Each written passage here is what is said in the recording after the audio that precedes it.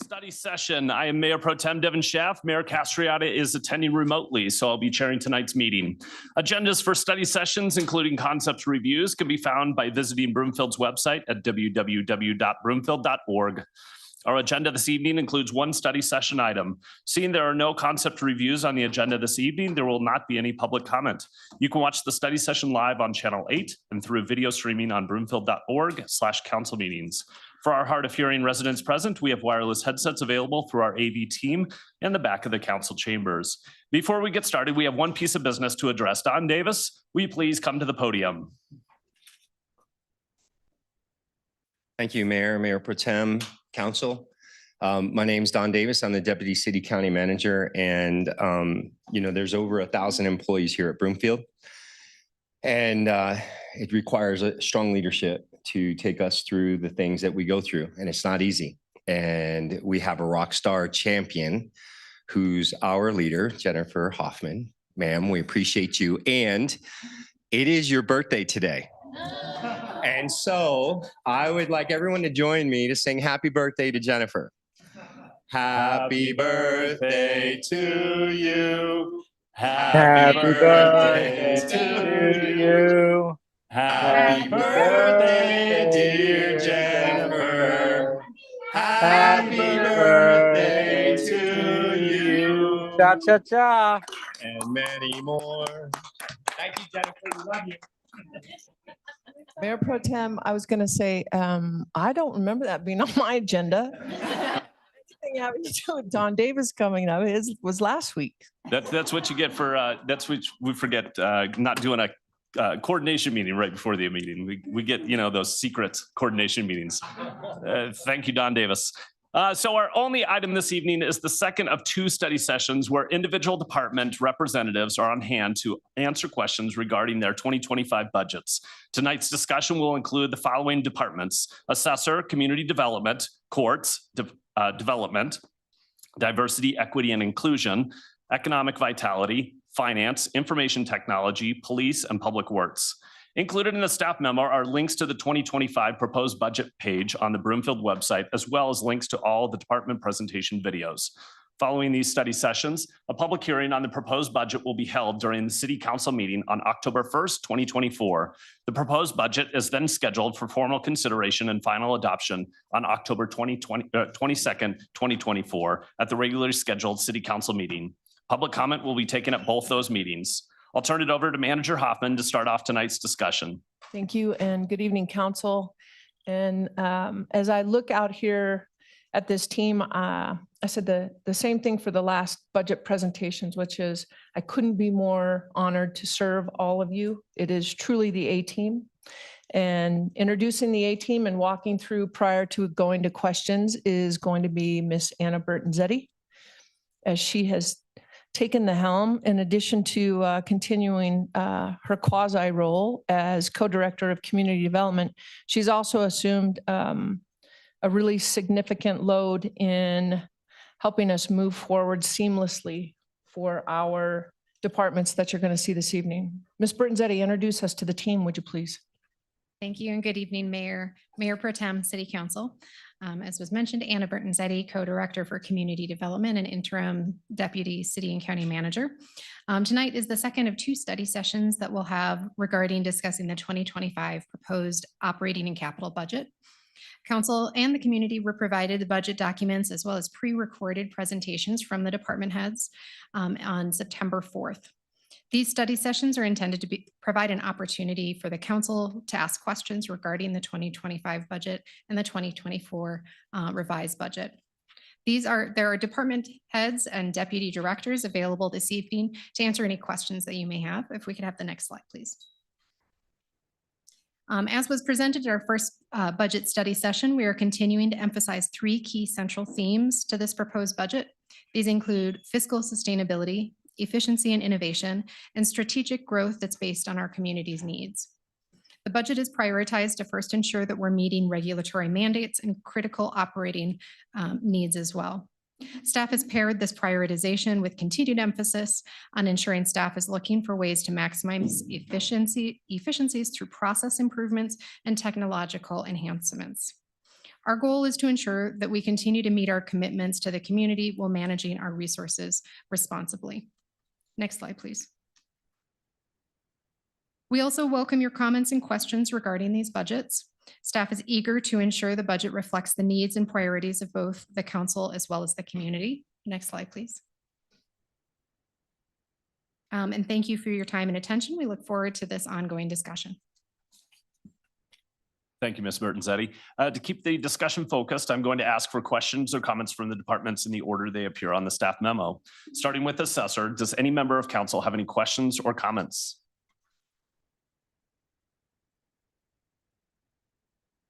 Councilmember Lim. Yes, this is in regards to, I think Mayor Pro Tem Schaaf once referred to it as the not so special session, where we came to the conclusion that we are going to have to implement separate assessment rates for schools and local government. And I heard a lot of comments in the public hearings from the special session about how difficult that will be. Are we budgeting for dealing with that pending reality now, or is it not going to hit us until 2026? Assessor Jay Yamashita is on his way down. After having returned from a vacation, so he still has that little glow about him. Yeah, there you go.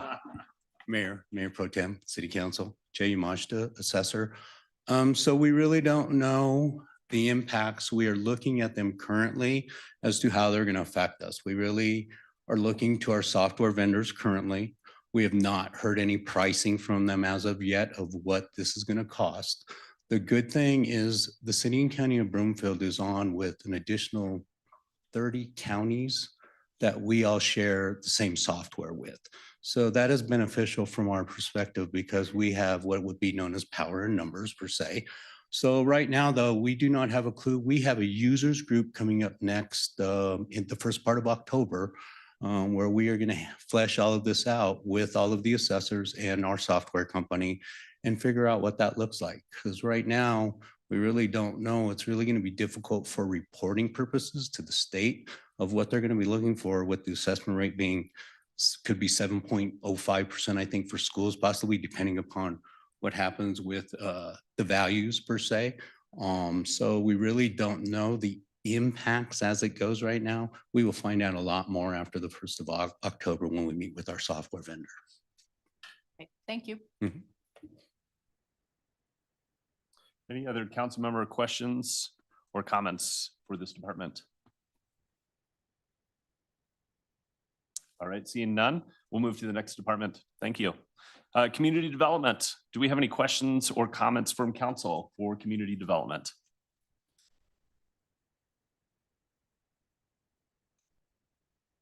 Councilmember Marshallson. Thank you, Mayor Pro Tem. Actually, I have a couple questions related to transportation projects in the CIP budget. Two particular, the Uptown Avenue widening project, and the Arista Street lighting upgrade project. My question is that since this is such a new area, one of the newer areas in Broomfield, why are we already having to upgrade part of that, the lights in the roads, and why are we having to pay for it, not the developer? Good evening, Katie Allen, Co-Director of Community Development. Thank you for those questions, Councilmember Marshallson. I'll start with the 112th Avenue. This is widening the road and improving bike and pedestrian facilities. Really east of Arista, it starts at Parkland, but it's over 36 and across the railroad tracks to Reed Way. So this is improving the narrow 2-lane road to the school. So, and that's a grant funded project, I should add. Great.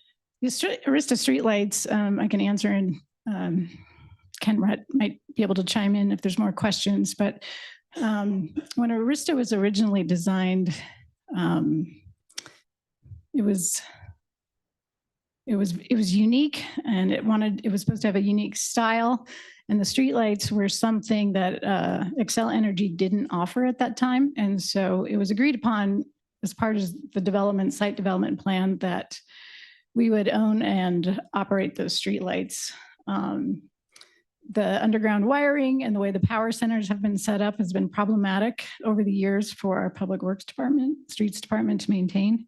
There's a lot of outages and there's a lot of complaints. And they would like those streetlights to be like the rest of the streetlights in Broomfield, to be owned and operated by Excel Energy and installed to their standards. And so this would replace all the streetlights in a phased approach to transfer those to Excel Energy. Okay, thank you. And then some general questions on the community development budget. There are several divisions, expenditures by division that show significant increase. 27% for transportation, 30% for planning, 12% for administration. Can we speak to why we have such large increases in these areas? Thank you, Councilmember. I'm going to answer more generally. One of the initiatives that we've instituted this year that answers to a lot of those. There's probably a few other outstanding reasons why there might be budget changes in a few of the divisions, but largely community development has had a restructuring this year. We have a bit of a unique structure in community development with Katie and I as co-directors, but it's worked really well. We've been in these positions since 2020, and as part of our vision of the department and helping to support us in leadership so that we can continue to take roles strategically leading the department, engaging with the legislative efforts that have happened, ensuring that we're fulfilling those roles as the directors of the department to help support us, instituting 2 deputy directors. So again, kind of a co-directorship supporting Katie's side of the house as well as mine. And then we also changed some of the reporting structure, as well as additionally with the legislative efforts and all of these transportation projects, regionally bringing in a transportation planner. So that was an additional position. The deputy, one of the 2 deputies is a new position. One was a reclassification of an existing position. We also had transferred a portion of an FTE from the Housing and Economic Vitality Department to planning. We had one personnel that was shared between the 2 departments. And so that entire FTE is now under planning. And so that was also a portion of that. And then with all of the capital projects, we were needing to bring in additional project managers to manage those. So there was multiple changes with roles, with a few FTEs, as I mentioned, and also reported in the document. Okay, so the 19% increase in personnel, some of that's transfers from other departments? That one portion of an FTE, I believe it was 0.3 of an Okay. administrative function. Gotcha, okay. All right, that's the only question I have at the moment. Thank you. Thank you. Councilmember Lim. This is related to, I think I mentioned previously that I've had a lot of residents ask about development paying its own way. So I had a question about the service expansion fee. That's has a line in table 18 of the proposed budget tables. And then it has that fee allocated per school district. And then for some school district, it doesn't look like there's any expenditure. Could you explain what that service expansion fee is generally used for? It looks like it's something assessed to development and should be used to help pay for our expenses. I will attempt to answer, and Mr. Clark, I'm sure will pull me aside if I get something wrong. But service expansion fee is assessed to new residential development. It's based on the square footage of the residents. So you'll see some school districts where we do not see a lot of new residential growth would not have SEF. anticipated to be generated in those school districts. And then some school districts are seeing a lot of new residential growth. We look at our projections on an annual basis. Actually, we look at it 4 times a year at a minimum, but I can say our planning staff is almost constantly looking at those projections. So we take a look at where we are anticipating to see growth. We do communicate with our development community. And then based on that and where those building locations are located, our finance team is able to anticipate the generated SEF for those school districts. And then those are used for joint community, Broomfield and school district projects. Okay, so they have to be something that's that's inherent Joint to use. both the school district and and Broomfield. Okay. And then some of those funds have rollover balances apparently on a regular basis. Is that true that there's funding in there? And like you say, if there isn't current development in that area, then that funding in that balance would just get rolled over for quite a long time. Is that the case? Ms. Burton, let me take a shot at this and have some specific examples. Okay. So 50% of that dollar per square foot, 50% comes to the city and county, and 50 cents goes to, we hold it, so it doesn't go to the school district, because those dollars are designed for joint use projects. So whether part of the SCF is going for the new light that's going to be at Legacy, part of the SCF, one of the benefits, the only school we have in Jefferson County is Jefferson Academy.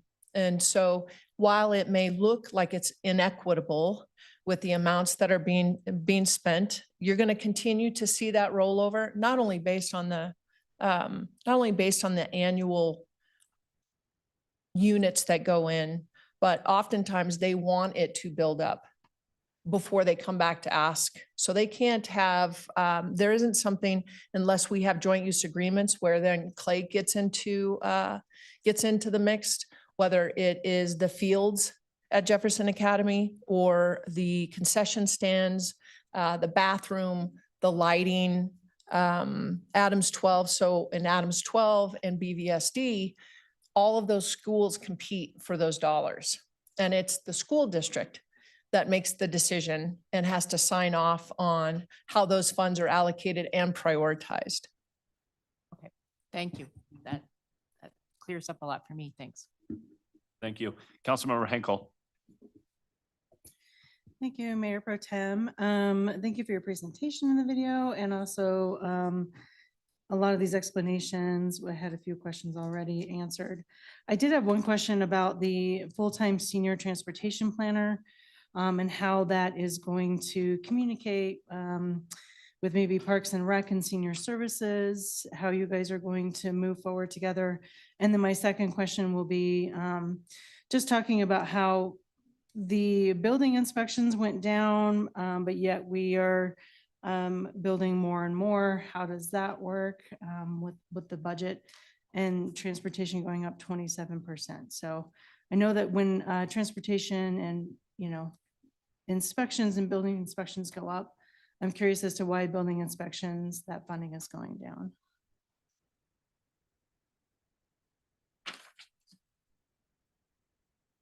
Katie Allen, Co-Director of Community Development. I will field the transportation planner position question. So this position isn't identified for a specific new role. Our transportation group is a group of 3 led by Sarah Grant. And it's just really workload based. We've had, with all the federal funding coming in, they've been spending quite a bit of time on getting grants. They've been very successful. We have, I think, 14 transportation grants. The legislative efforts related to transportation have been a huge load in the last few years. And the regional coordination, particularly with Front Range Passenger Rail, Northwest Rail, RTD, it's just the workload is such that they need another person to spread the work around, including development review, So as it relates to coordinating with senior services, and I don't remember who else you talked about, they will continue to do all those efforts. They just need more resources to do that.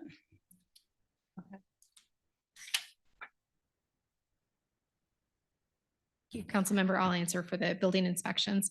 So as was mentioned, we keep pretty close track of our development community and their anticipated timeframes for development.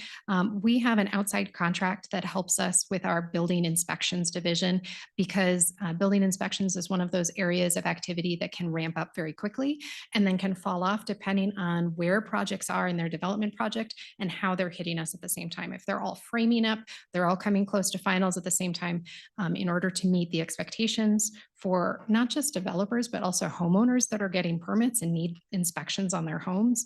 In order to have a quick turnaround within a reasonable time, we need to have that third-party service available to us.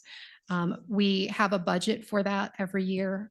We look ahead at the next year, and between 24 and 25, what we're anticipating is a lower amount of third-party inspection needs in the next 12 months. So we believe that we'll be able to handle most of the inspections that are coming in-house without having to tap that third party. And so we decrease the amount of funding that we think we're going to need for that amount. Okay, thank you. And this might be a side question, but I know that we've had to wait on like Xcel Energy to do a lot of their hookups to our homes. And homeowners have been frustrated that they can't move into their homes because of, extraneous reasons. There are sort of outliers and outside of our control. Do we have any plans on working with outside contractors like that we can plan alongside them? How's that working with our building inspections? So the Excel experience is not something that Brimfield can actually assist with. Those are outside of Brimfield. Those are contractors that are hired by Excel doing work for Excel to provide power to the subdivisions or to businesses. And yes, we've seen a lot of delay in those, and it's not unique to Brimfield.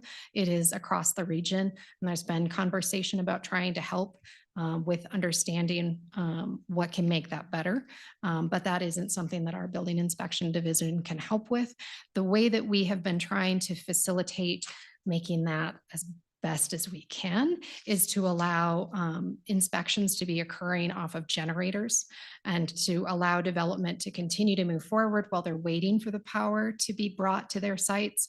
We'll let them use generators to be able to do the inspections. That works to a certain point, but we can't do the final inspection of a generator, which is why that's resulting in some people having a delay getting into their homes. Okay, thank you. That's all I have. Thank you. We will turn to online to Councilmember Nguyen. Thank you, Mayor Pro Tem, and apologies I can't be there in person today. I just have one quick question. In the presentation for key initiatives, I just want to go over and ask about the budgeting process for the Flatiron Mall development, and of course, Ward 1's most important project, Town Square.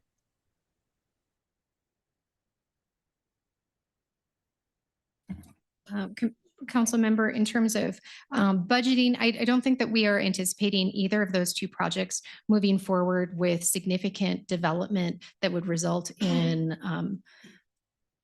driving building inspections or something that's impacting our direct budget. I don't know if Mr. Romine wanted to talk about if the question was more regarding the development agreements. If you could maybe rephrase the question.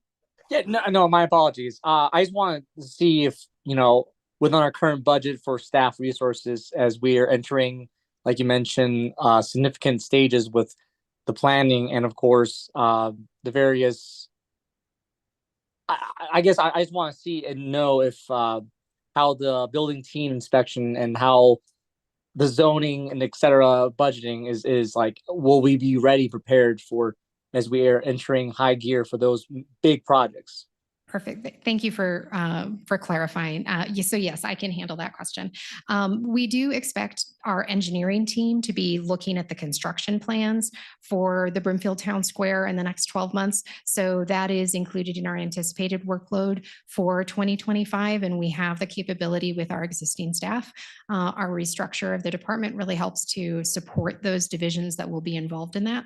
And again, I don't think that they'll be hitting the building inspections team until 2026, but we do plan out that far, looking at projections and may need to look at what that may require in terms of increasing potentially that third party inspection in 2026. But that all depends on the timing for other developments as well. So we will keep an eye on that moving forward. But thank you for the question. Yep, no, absolutely. Thank you so much. And of course, I want to, give you all a shout out for the fact that we're increasing operations for, the RTD Flex Ride. So it's a really cool program, and I think more Broomfield residents should use it. So that's all the questions that I have, Mayor Pro Tem. Thank you, Councilmember. So not seeing any other questions or comments for community development. I have one quick question. So community development was hugely helpful and impactful during the 2023 and 2024 legislative sessions, especially regarding the conversations and bills regarding housing and land use.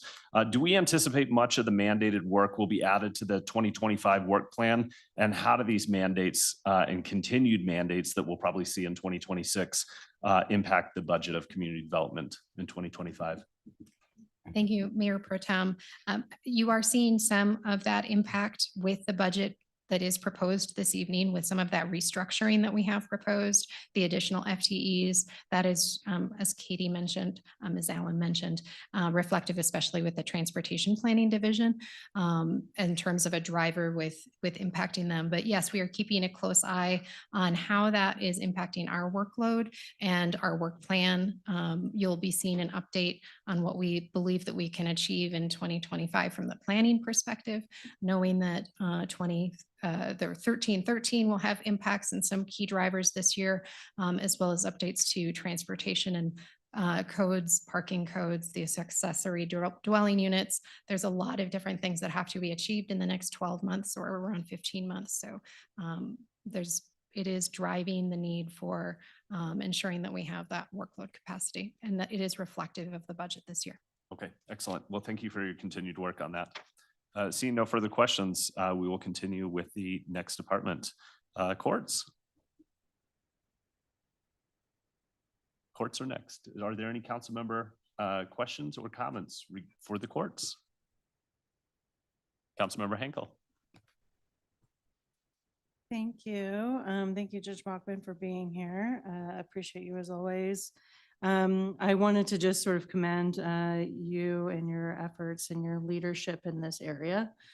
Your efforts to really sort of update our technological enhancements, and then also reaching out to the community by having a navigator, and then using that navigator not just for court issues, but things that will help prevent us from, having maybe youth get into the court or things like that. We need to make sure that we're being preventative. So I appreciate your leadership, and just reading all of this just makes me much more secure in this role.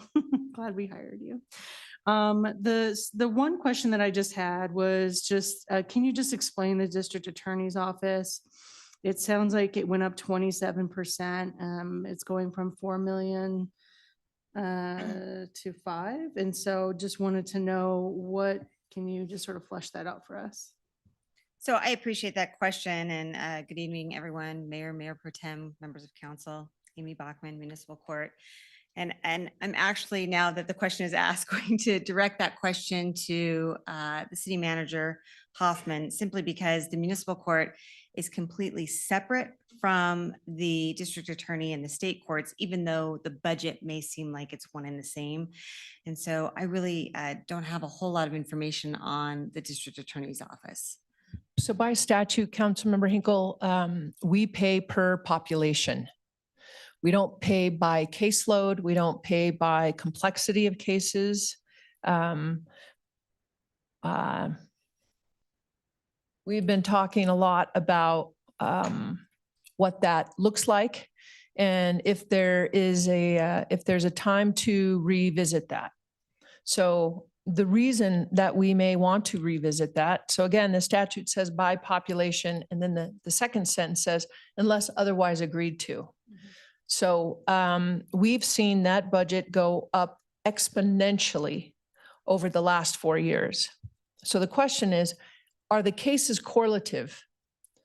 Or is it just population? We know that the population and the demographics are vastly different in Broomfield County versus Adams County.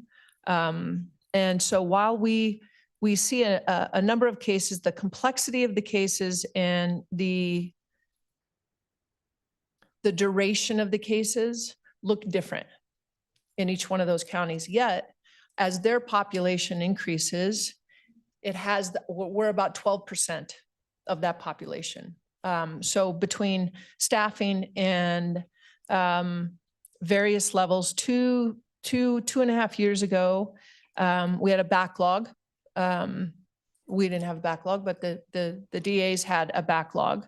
And part of that conversation was, what is it that we can do from a Broomfield specific caseload perspective to get caught up on those cases? And then we made out of the general fund, supported another attorney for them to get caught up on those cases.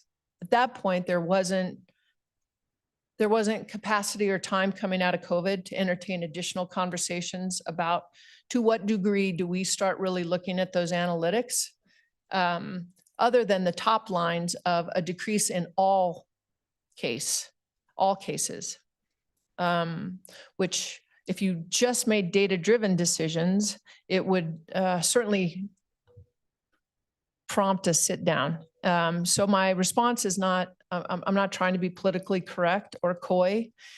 We just want to be mindful because they continue to rely on Broomfield significantly for that 12%. And I don't want to say have become accustomed, Ms. Rogers, but reliant is probably a better term. We do not foresee that percentage of funding decreasing until there's a robust conversation, which means we do not foresee a decrease in funding. We only see an increase. And we're anticipating with the population growth that Adams County can accommodate, it's going to be significant. Okay, so it sounds like we're paying 12% of the total population. So even though, let's say their population grows and let's say ours doesn't, that's funny. We have a higher population growth, but we also, I'm wondering too, are we servicing people who don't live here in our courts, I'm assuming?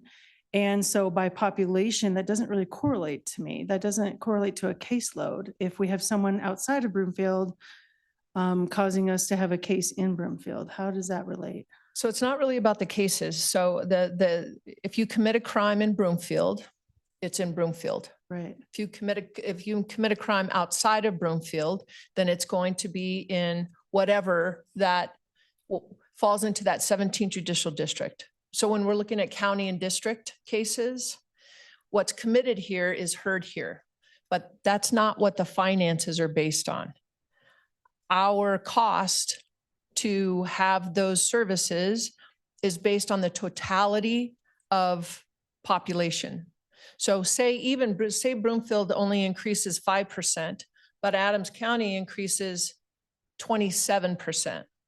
It's the totality of that whole population between Broomfield County and Adams County, and we're 12% of that bigger piece of the pie. Okay. So I if would you- like to see that changed.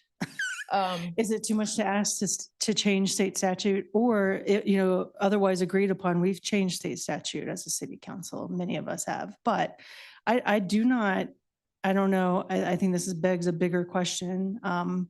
While we have a certain population and Adams has a certain population, I feel like it should go by caseload, but I feel like that's a bigger conversation. But so if we're talking about agree to or otherwise agree to, is that between us and the DA's office? It Or is. is that us between other counties? The Okay, DA's office. okay. I don't have the answers for that right now. And I would love to get to the bottom of that because we're always the Bank of Broomfield with other counties. And while I appreciate supporting the DA's office, I have no doubt that we do that. If we have a much lower caseload, but we're paying higher dollars per amount of caseload, then we need to reassess that with Adams and others. Thank you. All right, thank you. Councilmember Marshall. Pro Tem. Judge Bachman, thank you for coming. I don't actually have any questions for you. My questions are follow-ups on Council Member Hinkle's on the DA.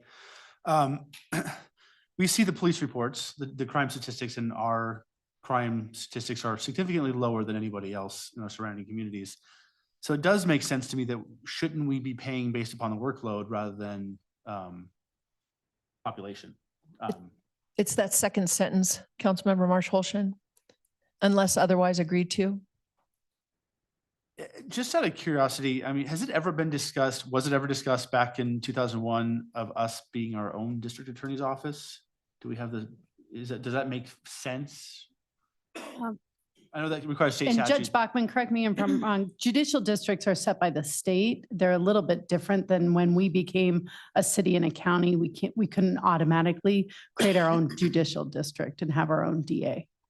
Do we have the population that we could justify having our own district attorney's office? Living in Arapahoe County and knowing what it took to create the 21st, 22nd judicial district, no, we do not. I mean, we need to be a lot bigger than that. That's what I figured, but, and then we'd have to have a coroner too, I'm guessing, or maybe, I don't know. No. Okay. Yeah. All right.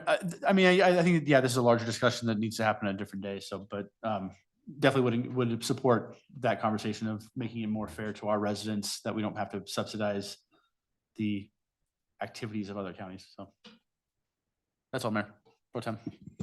Thank you. Councilmember Lim. I did have something for Judge Bachman to address. If you could, I was intrigued by the goal for 2025 of partnering with workforce on Broomfield teen opportunity programs for court-involved youth. Maybe it's because of my affiliation with workforce, and I know they do a good job with youth. So I'm interested in what's ahead for that. I appreciate the question. Thank you, Councilmember. So right now, when kids come to the municipal court, oftentimes they're referred to complete a court-ordered class, something like what's called Making Better Choices. I don't know if any of you are familiar with that, but it's a class that just encourages kids to make it pro-social decisions and choices. The issue is it's an online class, and the feedback that I've received and that my court navigator has received from that particular class, which is really one of the only youth classes available statewide, is that kids are really not getting what they should out of the class. It's offered online. They can kind of check out. It's not engaging. It's more of a lecture type of course as opposed to one that the kids can participate in. And so in discussions with workforce and the navigator, and quite frankly, the Broomfield Police Department and other community participants, we have started and have in the works now a Broomfield specific class for youth that involves a 2-day program. They would come 4 hours each day. We'd have a representative from workforce, someone from the PD, hopefully an SRO, a student resource officer, our court navigator, and the course would be much more engaging. So when they leave, they'd have an actual resume in hand. You'd be surprised how many kids can't even, think about developing their own resume. They'd know how to fill out a job application. They'd know how to go into an interview, look someone in the eyes, shake their hands, and introduce themselves. Because a lot of these kids that we see in the court systems, we take for granted the fact that, there might be some kids that it comes naturally and they have that mentorship or leadership in their life that tells them what to do, to how to apply for a job and then how to get it once you get the interview. And we see a lot of kids in the courts in particular that just don't have that opportunity, that experience, those contacts. So that's what it would look like from a workforce standpoint, but it goes beyond that too. It's Pop with a Cop, where they would sit down and have pizza with the police officer so that they don't have these negative ideas of officers in the community, establishing those relationships with their SROs. So that's the course. There'd also be, quite frankly, we're discussing training on Narcan for these kids, a lot of drug education, but it would be much more engaging. It would be in person. It's not going to be online, and it's going to be working with our resources within the community to get these kids connected. That sounds great. Thank you. Not seeing any other comments. I got a couple questions. So one of the statistics on your 2024 achievements was 2,000 text messages for reminders about upcoming required court appearances. And that one kind of struck me as like, we send a lot of text messages around, but why is that so impactful to you? And what does that change mean to the court's efficiency and effectiveness? So the courts see a lot of failures to appear. I mean, people forget about their tickets, their summons, their bond returns. And so when you get that text message the day before, it's a reminder that you need to be in court, or in the alternative, a reminder that you can pay your summons online and not have to come to court. And what we've seen just in the brief time that this has been up and operating is a significant reduction in the failure to appears in the municipal court. So from an efficiency standpoint, it's great for the court. From a community standpoint, it's great for people to be able to have that reminder so that they can take care of their case either by coming to court or resolving it online without even having to miss work or school or whatever the case may be. That's great. And I believe that the ability to pay on court hasn't been around that long. I mean, within the last 6-7 years or so. And so that is a huge advancement as well, just that utilizing that technology to continue to enhance and make our courts more efficient. So I appreciate those continued advancements. Another recent program that you have helped bring about is the Court Navigator program. This is one that I've gotten to see up close and personal, just not me personal, but just being involved in getting to sit in a meeting, get to be sitting in court to watch this program happen. And on the council memo, it talks about this staff member has met with 124 clients, but this statistic really doesn't begin to tell the story of the impact of the Navigator program, and the partnership that it has with the community organizations. Can you tell us more about why this program is impactful to the courts, but also to the greater Broomfield community?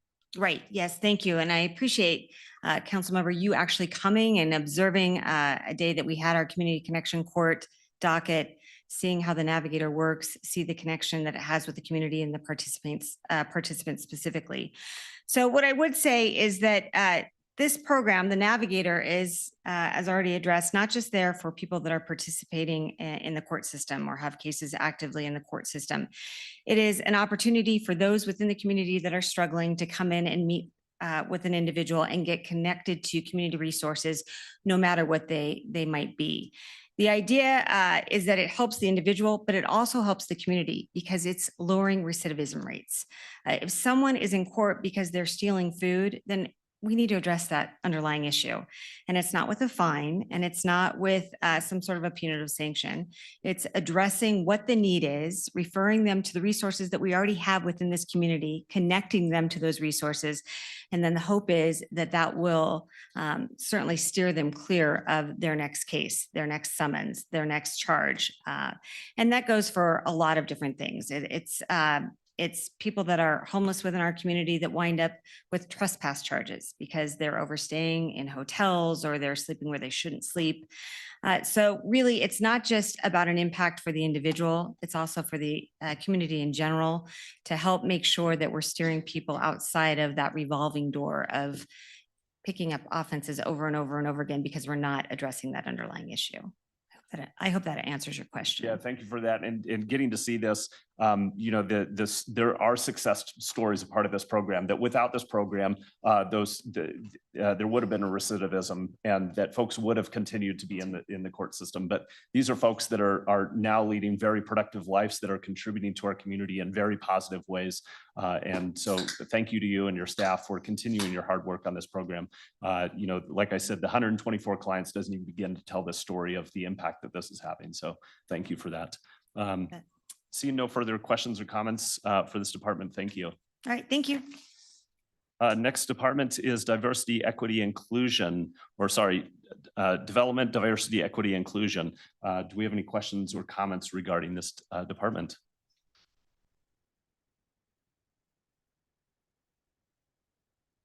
Councilmember Henkel. Thank you. I'm sorry, I came in a little late, so I'm eating. Thank you for this entire department. Many times we hear, it's a pet project to have DGEI. Could you explain what you do to the general public? I think a lot of people, you guys are kind of an unsung hero, and it's not just its own department. It's interwoven throughout the departments of Broomfield. And so your core piece being here in Broomfield is, I think it's what we call, I guess, in the nonprofit world, a basic need to have that equity and inclusion, and then, diversity in the workforce. And I think so many times people don't understand what that is. What does it look like if you're a new employee? What does that look like there? What does it look like for continuing education? And I know people can read all of this. Not everyone has read this agenda or listened to the video, so I would love for you to explain what DDI does. And then I have another question after that. Perfect, thank you. Thank you for that ability to be able to talk about it a little bit. I'm Vanessa Oldham Barton, and I am the Director of Development, Diversity, Equity, and Inclusion. And so thank you, council members, for giving us this opportunity tonight. And yeah, I would love to tell you a little bit more about what we do as a department as a whole. And, I think that, again, I think it has been politicized in a lot of ways. But again, I think truly what our role is as a department is to make sure that all of our employees and our community members feel seen and recognized and heard within their daily jobs and what they do throughout the community. And so I think it's just important that people can be recognized for who they are, what they are, and feel like they have that trust within their city and county. And so I think that's one thing that we do really well. Again, it's always a work in progress, and it's something that's really hard to to get the data on, right? How do you quantify someone feeling like they're a part of a community or or their employer? And so for us, again, I think it has been a journey, right? And we've learned a lot over the 4 years that we have been a department. And I think at this point right now, I'll talk just a little bit about the things that we've implemented, I think have really made a difference in just accessibility for our community. And so I think, again, translation services, to be able for anybody to walk into the building and be able to communicate in their native tongue to the person behind the counter. And so making sure that we have devices that are available to everyone. It can be on their phones. We have iPads that are at every counter so that people can actually communicate at that time. And to also make sure that putting it into like a centralized location so that the budget comes out of the DDEI budget, so that other departments are not responsible or have to actually set aside funding for that. Because we definitely don't want that to be a reason why one department does not have access for language accessibility.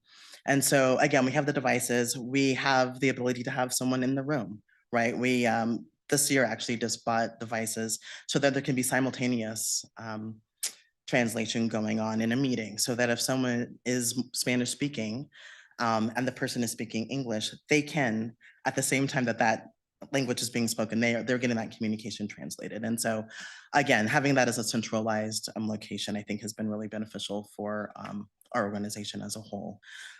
We have also we are also doing the training for all of our employees. And so that rests with our department. And so again, making sure that some of the basics are taught, right? We really didn't have the overarching mandatory training for all of our employees. I think definitely departments have their own requirements, and they were doing a very good job at that. But making sure that all of our employees understand harassment is not allowed into the workplace. Putting those structures in place so that they really realize, what is required. So violence prevention, safety, harassment, and cybersecurity are things that now every employee is mandatory for them all to go through that training. And then we also have foundations of equity, as every new employee that comes into our organization will take a foundations in equity and bias training, just to give a brief understanding of we all have bias, right? And so if you can recognize it, then you're able to address it. And again, I think we're all better for it. We can then communicate better and have a better understanding for each other. And it may be a little bit of grace, right? I think just recognizing that goes a long way. We have done different assessments available now for all employees to look about how they communicate, how they turn up, show up in their daily jobs. And those assessments then they can create like a group within their department. They can see the best way to communicate with their supervisors, the best way to communicate with their other employees. Again, just to give some insight and to hopefully prevent some of those misunderstandings that can come about. We also have started the new employee orientation, which has been a big lift for my team this year. And so for the first time, we actually have a process where our new employees are coming in. They will go through a full day training where they get to meet with different representatives throughout the organization to talk about what it is to be in Broomfield and what it means to work for a city and a county. Because again, it's a unique place that we are in Broomfield. And I think when you start from day one to like enlist that culture and how we treat the community and how we treat each other, it's very important. So there's just a few things that we do as a department. And so again, it's more about making sure that I think people can see themselves reflected in the work they do and that they can show up to work and be able to be themselves in order, I think, to have that reflected back to them in the community. Okay, thank you so much. I think a Absolutely. big part of that too is retention rates. I think it's very important to know that people feel a sense of belonging when they work for the city and county of Broomfield. And then also our residents too. We hear so many times that the police either treated them a certain way that made them feel seen and heard. And not every police department has that reputation like we hear in Broomfield. So I'm very excited to have you guys as your own department and also reaching out to other departments and working with everyone. And I will add that that is a big part of what we do is that kind of collaborative effort Yeah. to make sure that, you know, we are a part of all the departments. And I do think that it's one thing that we do really well in Broomfield is I think our community does feel seen and heard. And then my last question is, it noted on here was that you guys said that you have expanded community partnerships by strengthening relationships with the Cheyenne Arapaho tribes, as well as Rainbow Broomfield. And so what does that look like? And are there any other relationships you hope to further down the road? Don't know what your ideas are on that. Yeah, and again, I mean, we've tried to take the approach of having the community kind of come to us if they need additional assistance. We definitely don't want to put our agenda on the community. And so with the Arapaho and Cheyenne, that has been a very, it's been a very beautiful and I think a very natural and kind of slow moving process. But I do think that like this year, and I'm not sure, I think some of you were also there, where a group of our youth from the teen council got to go and actually spend an afternoon at one of the camps for youth with the Cheyenne. And so again, like bringing those partnerships together and having it be more of like authentic and not asking for anything, but just like opening up that understanding and that space for communication, I think. And again, saying that we really do want you to feel like you're a part of this community as well. And so again, so we're doing pieces like that just to make sure that, especially those I think that maybe are not, have a harder time maybe seeing themselves reflected in the community, that we, you know, assist them in making that voice heard. Great, thank you. I actually have one more question, sorry. Absolutely, no. I'm maybe over my time. Do you guys have any grants you have been working on, do have, or plan on working on? So we do not have any grants at this time. I think that our hope this year, I feel like the team is very solid. And so again, as I said in my report, I hope that this year, this is kind of our data year. So that we're able to take all of the programs that we put into place and start really being able to collect that data and then be able to see the gaps, where then I think we could say, you know, what would be great is if we had a you know, funding that could maybe help, you know, this particular gap that we're seeing in the work that we're doing. Thank you, appreciate it. All right. Any other council member questions or comments for this department? Seeing none, I have one last one for you. So Councilmember or City and County Manager, we've talked a lot about succession planning and really building the bench for our leadership here in Broomfield and the organization. I read in the council memo about DDI clearly defining and providing employees with structured leadership and career progression plans. I was curious, was this something new to the to Broomfield with the DDI EI department, or how was this occurring before the creation of the department, and how does this enhance the organization and the community at large? Yes, I don't know if you want me to take this, or do you want to start and I can jump in? How about if I start? Mayor Pro Tem, it's much like we've never had a We've had training, but we haven't had an organized training. We have software now through the LMS system. So when it's a misnomer to think that, that Vanessa and her crew are a standalone department. As we move forward it's not just integrated, it's embedded. And we see it in our surveys. We see it in the employees' feedback. We see it in not only the programs and initiatives. So we've always said this is not, DDEI is not an initiative for us, and it's not a program. It is who we are. And the opportunities that have been presented allow us not only from a succession, so succession planning is really, it's the outcome. It's everything that happens while we're doing that succession planning. Sitting to my left, that's succession planning. From my left, that's you. That's that deeper stability perspective that folks can understand from that DDEI. So again, the integration piece is with HR. It's throughout all of the training. It's with, so we don't just say, let's have a deep bench. Ms. Bertonzetti and Ms. Allen had described something that was foreign to Broomfield before, which was all three of those positions that were in community development were all internal. So we were able to go 4 deep on that bench. Oftentimes it is the health of an organization to not go outside. You have to have that sweet spot, that balance between we need some fresh eyes on this, we need a fresh voice in this. Again, kind of that pushing up against the status quo. And we all know that deferring to the status quo makes us feel comfortable. Vanessa and her crew and the work that she's done and her group has done with HR, with our library, with PD, has really transformed. So it's much bigger than just the succession planning. I mean, in Broomfield, historically, over the last 20 years, you join Broomfield, you come into HR and you get a badge and we say, welcome to Broomfield, you're gonna love it here. And there's your desk, literally.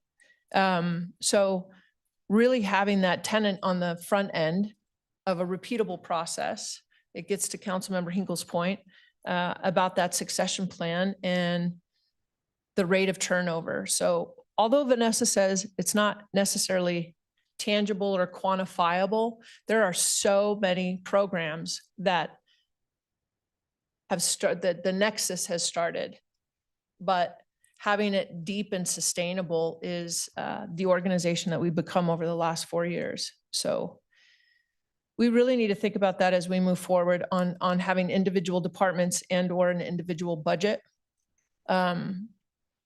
The work that Dean Bennett, that's another internal candidate who had been with SWAT and PD for a long time, found his way before we even really understood what was happening, but be able to provide that voice and the bridge for PD.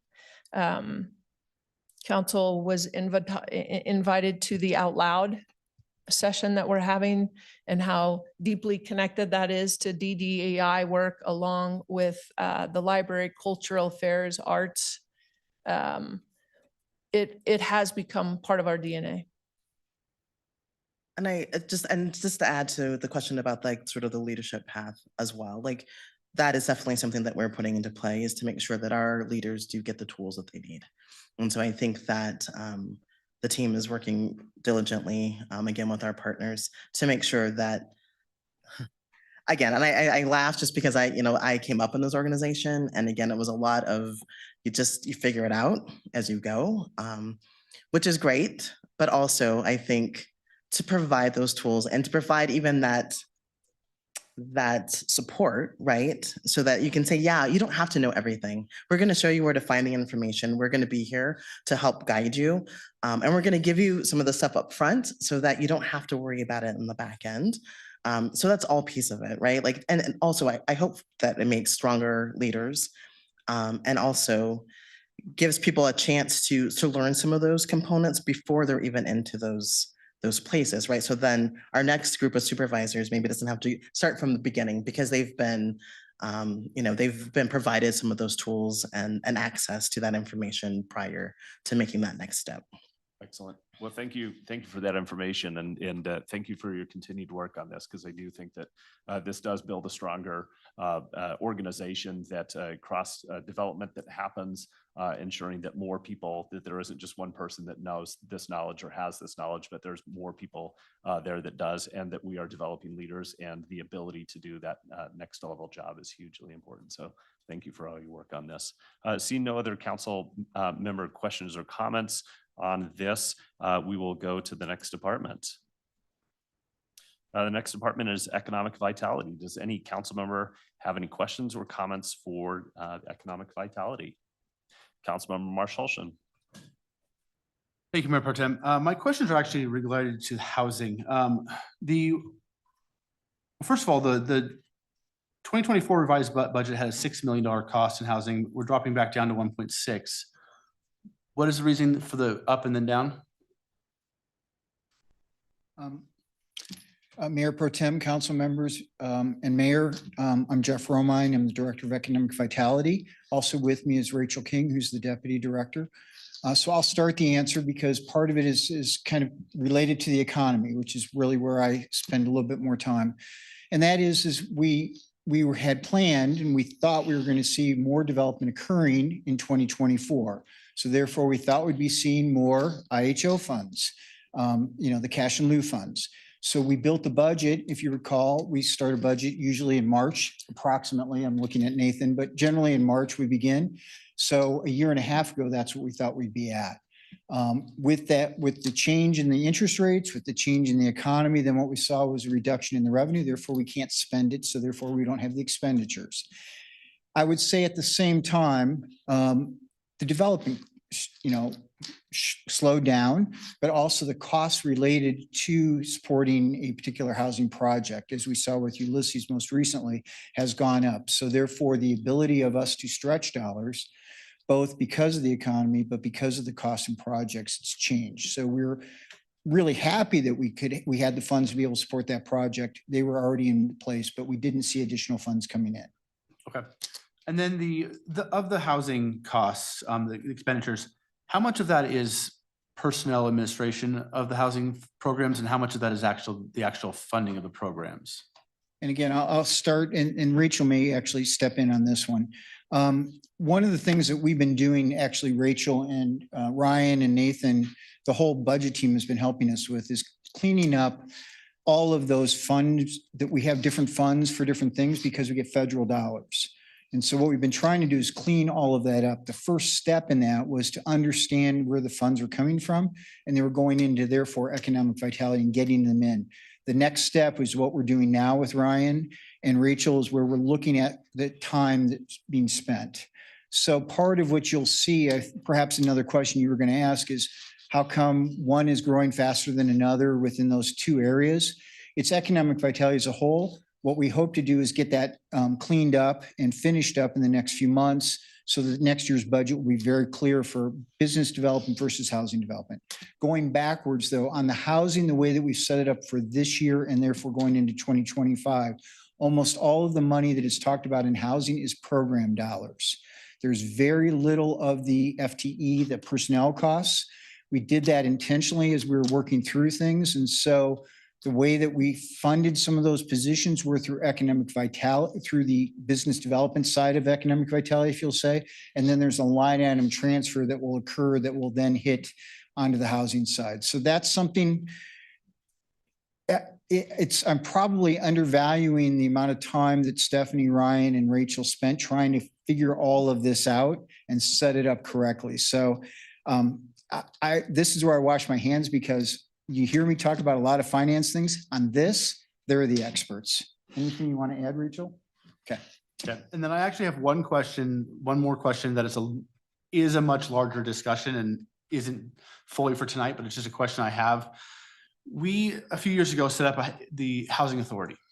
We gave them certain things that they do. We still have our own housing department and do certain things. And my question is why do we need both departments? Wouldn't it be cheaper from an administrative perspective, personnel, administrative, to just give the program dollars to the Housing Alliance rather than do it in-house? Does that make sense? Does my question make sense? Yes, Okay. Mayor Pro Tem, Mayor and council members. This is something that quite frankly, Anna and Sharon and other people are going to be working on as we work on the next IGA with Broomfield Housing Alliance. When we set it up 3 years ago, so I can talk about the history, when we set up 3 years ago, we thought, and the approach that Manager Hoffman wanted to take and that we thought made sense was development would occur from Broomfield Housing Authority or Alliance, and the programs and services would be coming from the city and county of Broomfield. So if you know, like home repair, now we have the senior refund program. We have a down payment assistance program that's kicking off within the week. That was considered to be the Broomfield side, and we were going to have the Housing Authority do all the residential development at 60% or 80% AMI and below, but 60% AMI was their focus. As you heard from the Broomfield Housing Alliance back in the summer at a study, at one of the study sessions, is they feel that they wanted to move where they were only doing their projects. And so therefore, what we've been doing now is moving so that, like Ulysses, now that is coming to the city and county of Broomfield too. So what you will hear probably in the IGA that we'll be bringing forward in December is how we figure that out. So now the city and county of Broomfield will be doing both development as well as programs and services. And Broomfield Housing Alliance has indicated they want to focus purely on the 60% there and the projects that they're focusing on.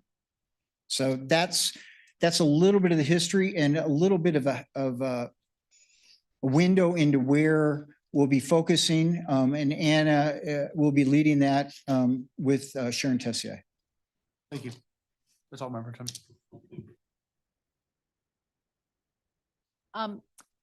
We have had recurring questions about repurposing First Bank Center, even though it seemed that we had settled that. But we've had comments, we just had comments with the enterprise fund and things like that. So could you please just briefly state the efforts to repurpose First Bank Center? And then also with the demolition coming forward and the RFP for development coming forward, do we anticipate having any revenue come forward in 2025 from the sale of that property? Mayor Pro Tem and council members, thank you. It is a preview of what we're going to talk briefly about on the next Tuesday on the 24th, which is related to the demolition to the event center. The redevelopment, Rachel and I are working right now on the RFP with our consultant team and as well as with other staff within the city and hope to have that out. What I would suggest to you is we will not see revenue coming in from any part of that redevelopment, probably in 2025 for sure, and probably not even in 2026. As you have experienced from being on council, these larger developments take a number of years, and both in getting somebody to come in and look at the project, take it on, decide what they're going to do, and then move through our planning process and then move forward. So we would, I think at best, we will likely know what the project will look like in 2026, whether they'll be in for plans or not. I think that would be, boy, the best case scenario. The other part of it, which will we just have to be very careful about, is the bonds that are underlying the First Bank Center, that investment. Those bonds are coming up and we're bringing that to council for some action later in this year. We want to be very careful about how those bonds are treated because they are right now set up as a governmental bond. If we sell the property, we would immediately have to pay those bonds if it goes into the private sector side. And it's a relatively significant number that we'd have to come up with. And that would be on the borough side because borough is actually the owner of the building and the property. Okay. Mr. Romine, you want to talk a little bit about the repurposing That's- feasibility? Yeah, Yeah. that seems to have come up and resurfaced frequently in comments Yeah. Still about why didn't we make a bigger effort to repurpose the facility? And I don't know, I mean, I've heard that, but could you reiterate that? I'm happy briefly? to, and Manager Hoffman may want to help me a little bit, but because some of this was actually done even before I came. But one of the things that's been done by city leadership over the last, we'll call it 7, 8 years, actually, as we saw what was happening with the event center. And that was, we reached out to the University of Colorado to see if that was something of interest. We reached into other types of possible users, other people that may want to take it on. So that occurred over a series of years and a number of conversations, trying to identify somebody that would become and take over that building and actually make it very viable and useful. That was part of that analysis that we did at the end. We really exhausted any real viable reuse on it. In part because there is, as you recall from the briefing that we gave you roughly a year and a half ago, there's also some maintenance that was coming due, both on the roof as well as the HVAC systems and others. And so there was a relatively steep cost for whatever the repurpose was going to be. And that went into all of the calculus. We then also prior to making that recommendation, we began conversations with Matrix Design, which is a development, an engineering firm. And we began having the conversation about, could that building be reused?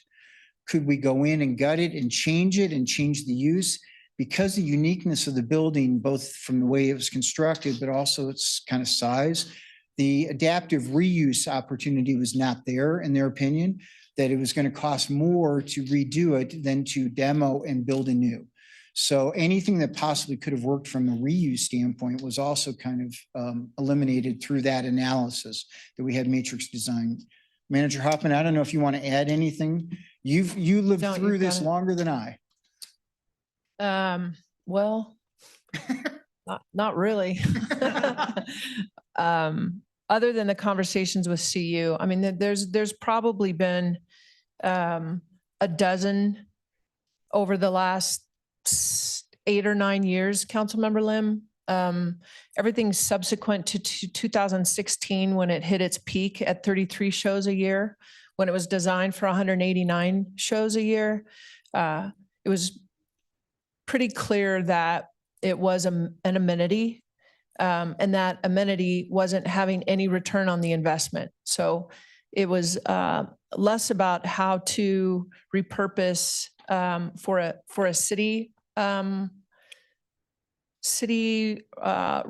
or city building or facility. I think the mention was repurpose it for our PD. And again, back to Mr. Romine, wanting to ensure that we didn't leave any stone unturned when we were doing that investigation. Matrix didn't just look from a marketing perspective of what could generate funds. They looked from an engineering structural design perspective of what it would take, because then that helps the marketing. So if it was going to be able to be redesigned, we probably wouldn't even want it for a city-run building. Again, because it needs to generate revenue. At some point, we have to get some dollars back from the money that's been expended, along with the school district that has continued to partake in that tax increment financing piece. So it's exhaustive, and the outcome from Matrix, again, not only from a marketing perspective, but from an engineering design perspective, in all of their 30 years of expertise, could not and would not recommend to any one of their marketing that would be a repurposable building. Thank you. Councilmember Henkel. Thank you, Mayor Pro Tem. Thank you for all of this. It's interesting to see our Economic Vitality Department and Development really take off in certain ways. And you guys have done a lot of work during COVID. You guys have done a lot of ebbs and flows, and I've never seen such a resilient crew. So thank you for all of your hard work. I just have 2 questions. The first question is just talking about the economic vitality part for the expansion of Enhanced Broomfield. Can you explain a little bit about that program, and then how we are how we changed through COVID, and then just sort of a past, present, and then future of an enhanced Broomfield. And then how do people apply for that? And can you just expand a little bit on that program? Certainly. Thank you for the question. Rachel King, Deputy Director, Economic Vitality and Development. So Enhanced Broomfield, as you mentioned, council member, has had a number of iterations in the past, even preceding COVID as well. Initiating primarily as more of a facade facing improvement program, in COVID transitioning to really ensuring that a lot of businesses were able to just keep the lights on and allow continuing to serve customers. Now we've, as the community is stabilized a little bit, now we are offering more grants related to expansion activities. So businesses that are looking to add square footage, add growth in terms of services being offered, add employees, et cetera. So that's really our focus area now for the program. We are still reviewing applications that are received, with businesses being able to indicate whether or not they were affected by COVID, and that does go into the analysis as well. So we're still kind of keeping tabs on how much and how long of an impact that COVID had in the business community there. With this expansion, we are looking to hopefully boost up a key industry for the community, which is restaurant, retail, less retail, but more restaurant, food and beverage, hospitality. And we're as we speak, I think we had a meeting on it this week. We're working on the details of a proposal for what that might look like. And this additional 100,000 would be used to foster that particular expansion of the program. It might not be a direct copy and paste, if you will, of the current Enhanced Broomfield criteria and application, but it would be similar enough. And with the priorities, you know, we're certainly, we have a number of scoring components that help us prioritize community goals, equity initiatives, sustainability initiatives, et cetera, all of those pieces that we've talked about a lot tonight and that we'll continue to talk about as a community. So those are folded into the review criteria as well. And we are just getting ready to award this year's cohort. So we're very excited about that. Great. Just a follow-up question on that. How much time is there between an application to when you guys announce that? Certainly. So right now, the application period, I believe, is open for 2 months. And we do that because a lot of these expansion projects that businesses are applying with are very detailed and complex. They're providing construction documents, they're providing equipment, proposals, bids, invoices, et cetera, for us and our team to review and consider. So in order to enable us to have enough time and give them enough time to provide the adequate documentation, and also understanding that these application processes aren't day to day for a lot of business owners, right? That window also allows us to give adequate technical assistance to most of our business owners who might need help navigating the application as well. So that's a 2-month period. Then we have a month for technical review and internal review and analysis. And then it's the following month that those get awarded. Okay, thank you very much. Long been a fan of expansion of the Enhanced Broomfield program. This might be a question for Manager Hoffman. Just sort of we've had some different departments kind of shift. We do have a lot of cross-pollination, and you're so good at that, and I really appreciate your work there. With a lot of our state legislature moving towards transit-oriented communities, and we have a lot of state mandates moving in that way, does that affect the way that we sort of develop our own departments? So I've noticed, economic vitality and development. Now we've, created more funding within the housing, even more so than economic vitality here. And then how does that correspond with our community development team? So I've noticed, if we have housing coming up and then we have permits in a different department, we all know that departments have to communicate with each other. Are we seeing any sort of shift in these two different departments, maybe either meshing or working synergistically in a certain way? I don't know what your thoughts are on that. So there isn't much that we do here that isn't matrix designed, having a multidisciplinary approach. So we always say it really doesn't matter where the person sits. From a transportation perspective and from an economic development and housing, it's a continuous sense of not necessarily efficiency, but effectiveness. And those two things are different to us. And really it's about the strength and capacity for those existing teams and that mindset. So what you don't want to do is you don't want to plop 2 or 3 or 1 or 10 people in another department unless there is capacity for those same kind of mindsets. So it's really less about outcome-based, and it's more about the cross-pollination piece from if I know a little bit and you know a little bit, and if your little bit goes away, is that going to interfere with the overall department piece? So when we make these modifications and adjustments, generally it's organic. Either it's happening already and we solidify it, or it's happening already and we want to enhance it. But coming from the outside and saying, yeah, you do a little bit of housing, you do a little bit of housing, let's put that together. We don't operate that way. So it's really from the perspective of, and the strength of the team has a lot to do with it. Where they are they highly proficient, the 2 or 3 or 5 or whatever it looks like, or are they still in that growing phase? So there's so many caveats to it.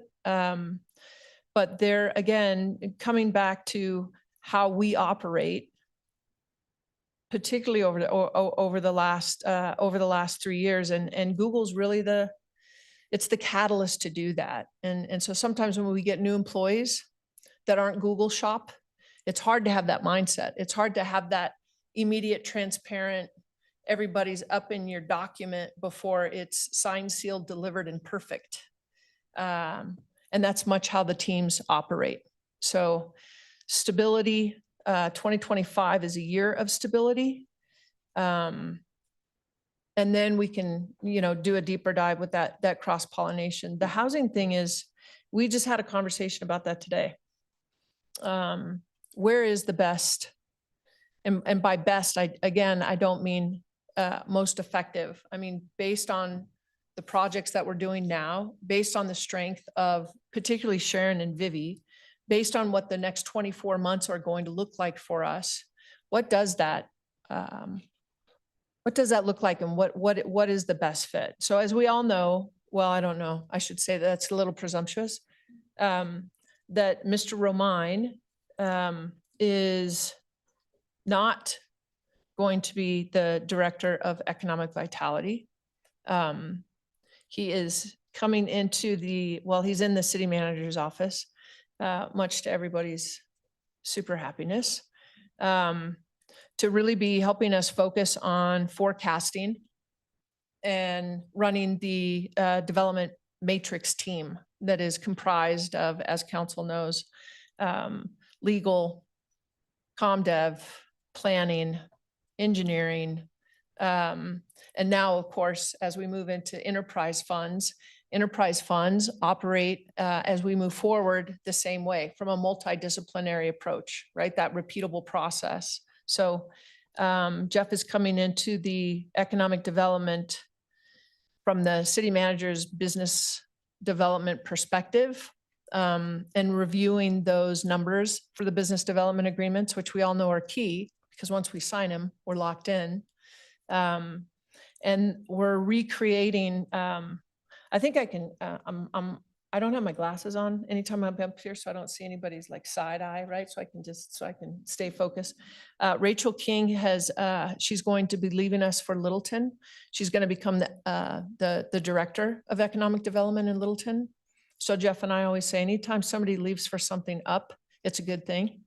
So it allows us a really unique opportunity to figure out what's next.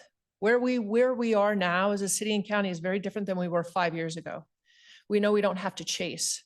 We know that we're the hub for biotech and quantum. So we're not finding that chasing is where we need to be from an economic development perspective. So really digging in and figuring that out for that good fit in 2025 is where we're headed. And congratulations, Ms. King. We're very proud of you. Thank you for all of your hard work. Thank you, Manager Hoffman, and I don't have any other questions at this time. Thank you again for all of your hard work. Thank you. Councilmember Leslie. Thank you, Mayor Pro Tem. Mr. Romaine, we talk a lot about the need for a deliberate focus on recruiting business as a balance for a lot of different things.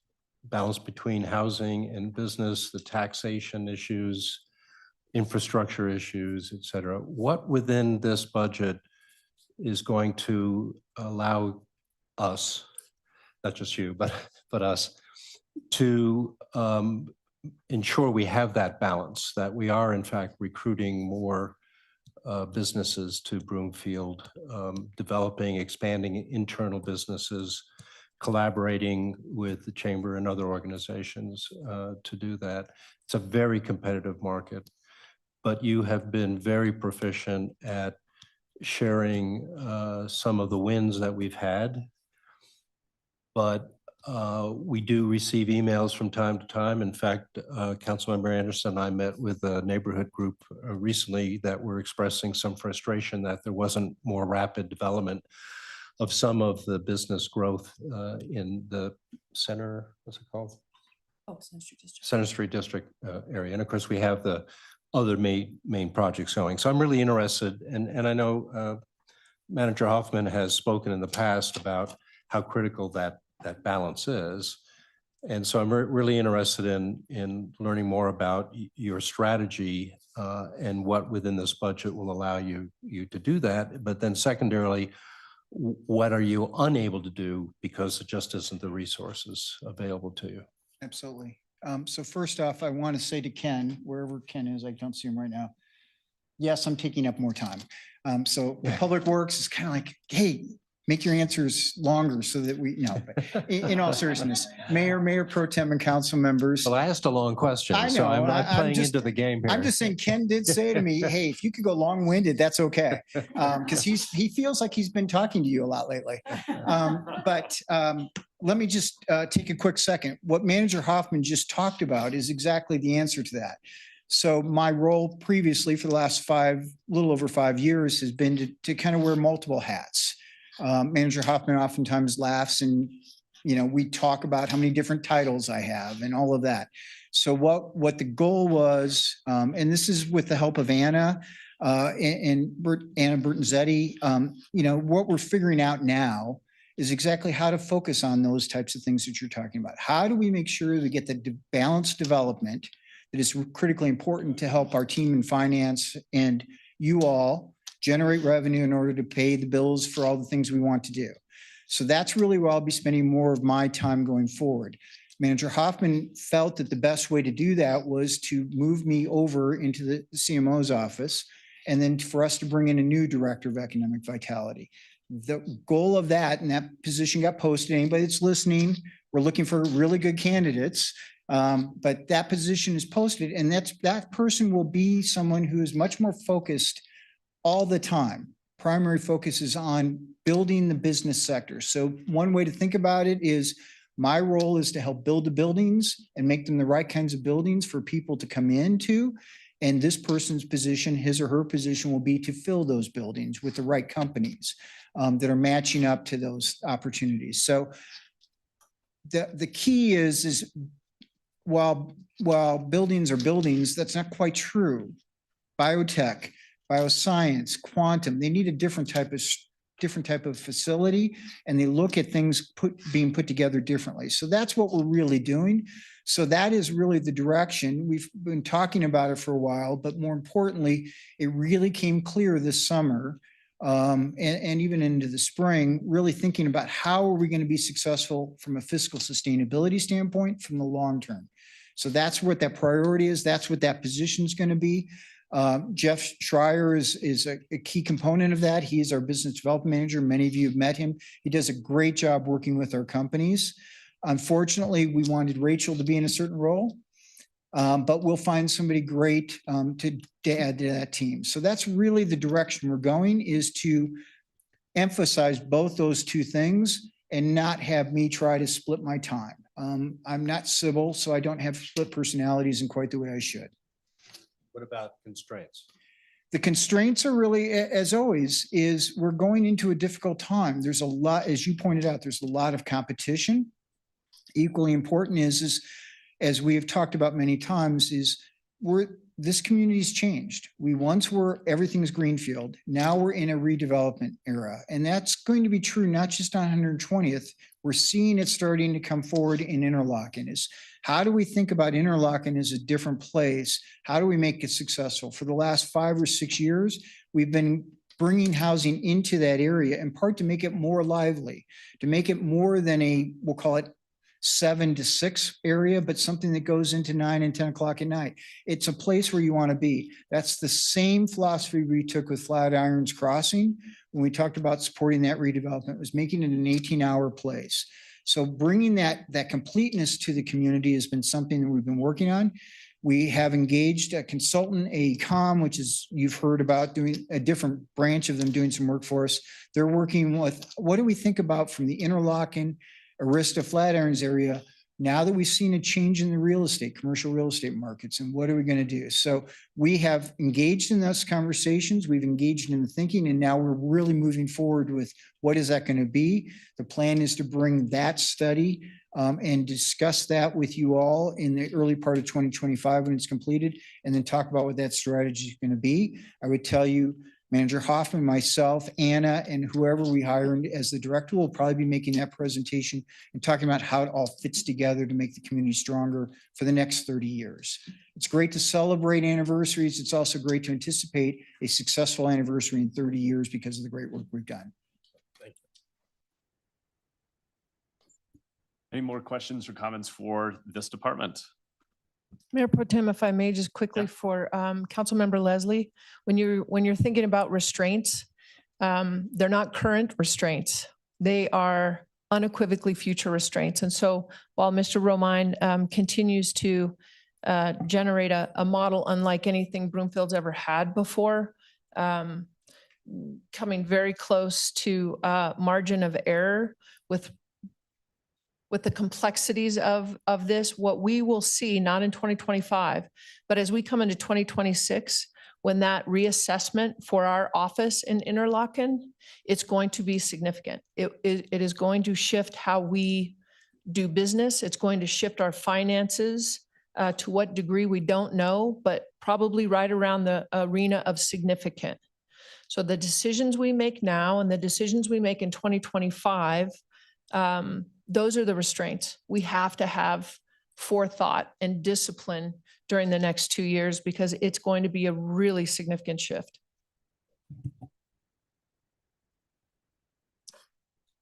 Thank you. So I have one more question for you before you walk off. We'll just make wait a little bit longer. So, you had talked about the idea of building business locations and then attracting and filling those business locations. On the council memo, there was the idea of the expand business educational programming and outreach strategies. So I'm curious because that kind of goes one more step there. And it almost seems like that would be the role of our local Broomfield area chamber of commerce. And I'm curious, how do we work with them and are we overlapping into kind of what their lane is in terms of kind of that business outreach? Mayor Pro Tem, Mayor and council members. So that's something we really began about a year ago, and it came basically from a couple of questions or a couple of statements by you all saying, hey, it's great to do proclamations and other things, but what are you doing to support businesses? We do work very closely with the chamber and have for a number of years on business education, business support, especially during COVID. We ran a number of joint programs with them and really focused in that way. It's something that we began building this year, and we're going to continue to go. Rachel and Jeff have developed something around small business Saturday and supporting our hospitality businesses and our retail businesses during that season and then beyond. So we take those opportunities to grow that information, grow that knowledge, and it goes all the way from business curious to existing businesses.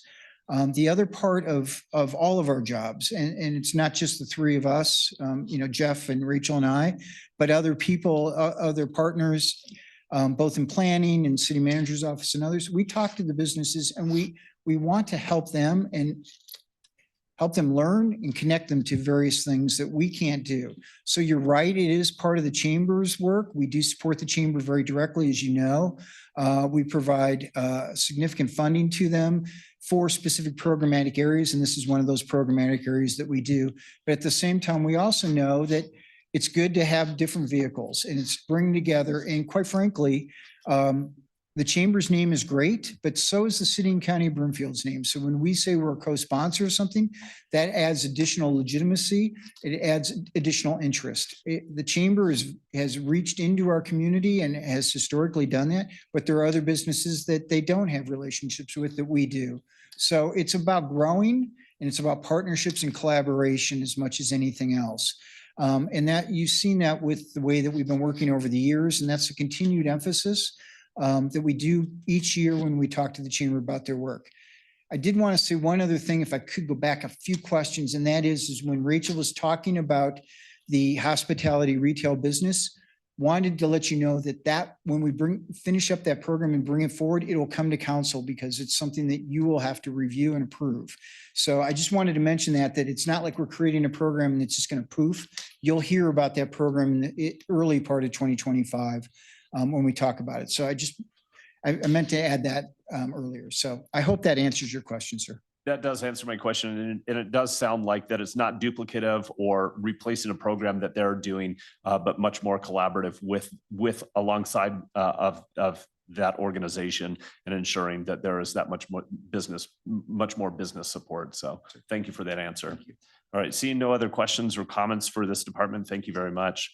The next department that we have is finance. Any questions or council member comments for finance? Councilmember Lim. One of the FTEs is for someone who will be steeped in enterprise resource planning. So we've heard a whole lot about that in recent times, about how badly that's needed across the organization. So I saw that we should expect the RFP still before the end of this year. Is that correct? And then since it is so anticipated that we need it so badly, what is the timeline for implementation?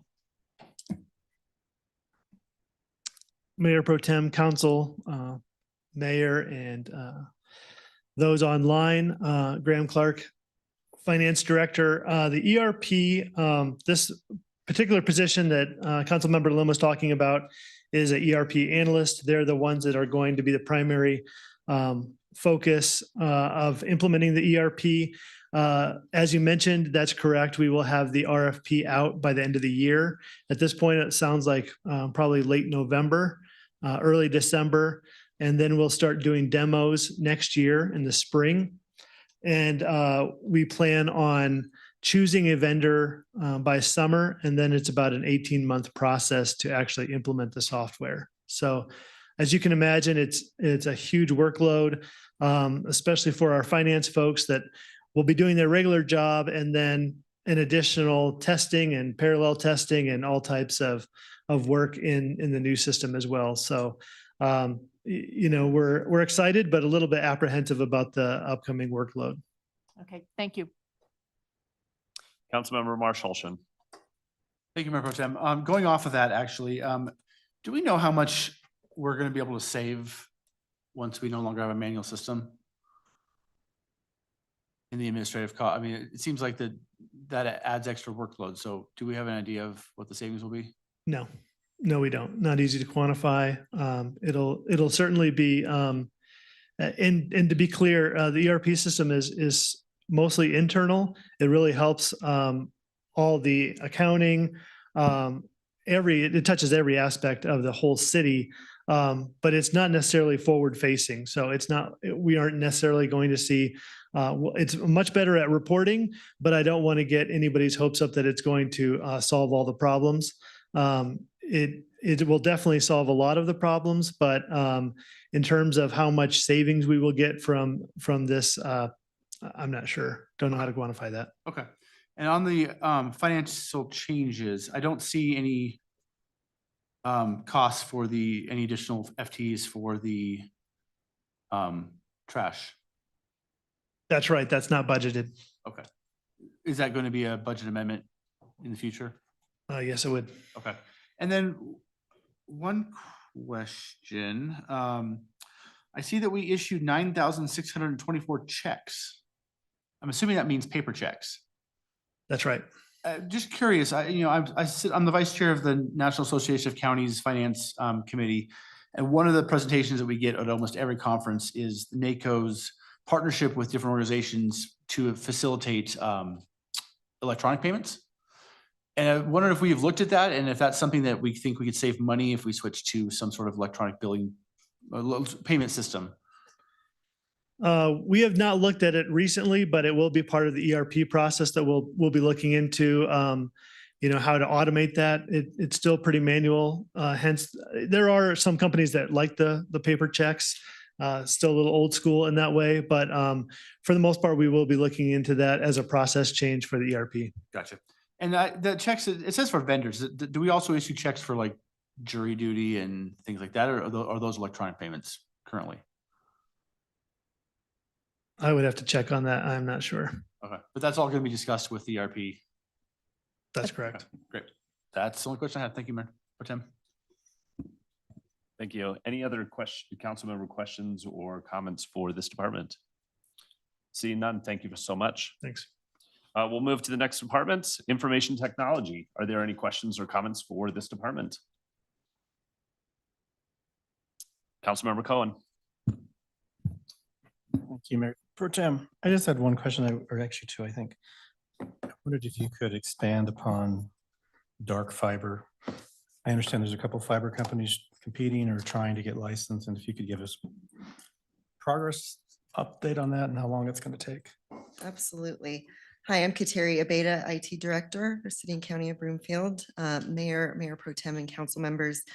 Dark fiber is basically fiber that's in the ground and it's not in use. So as we've discussed in the past, we have overbuilt our fiber plant. So we have added an additional conduit that the city does not plan to use for our own use.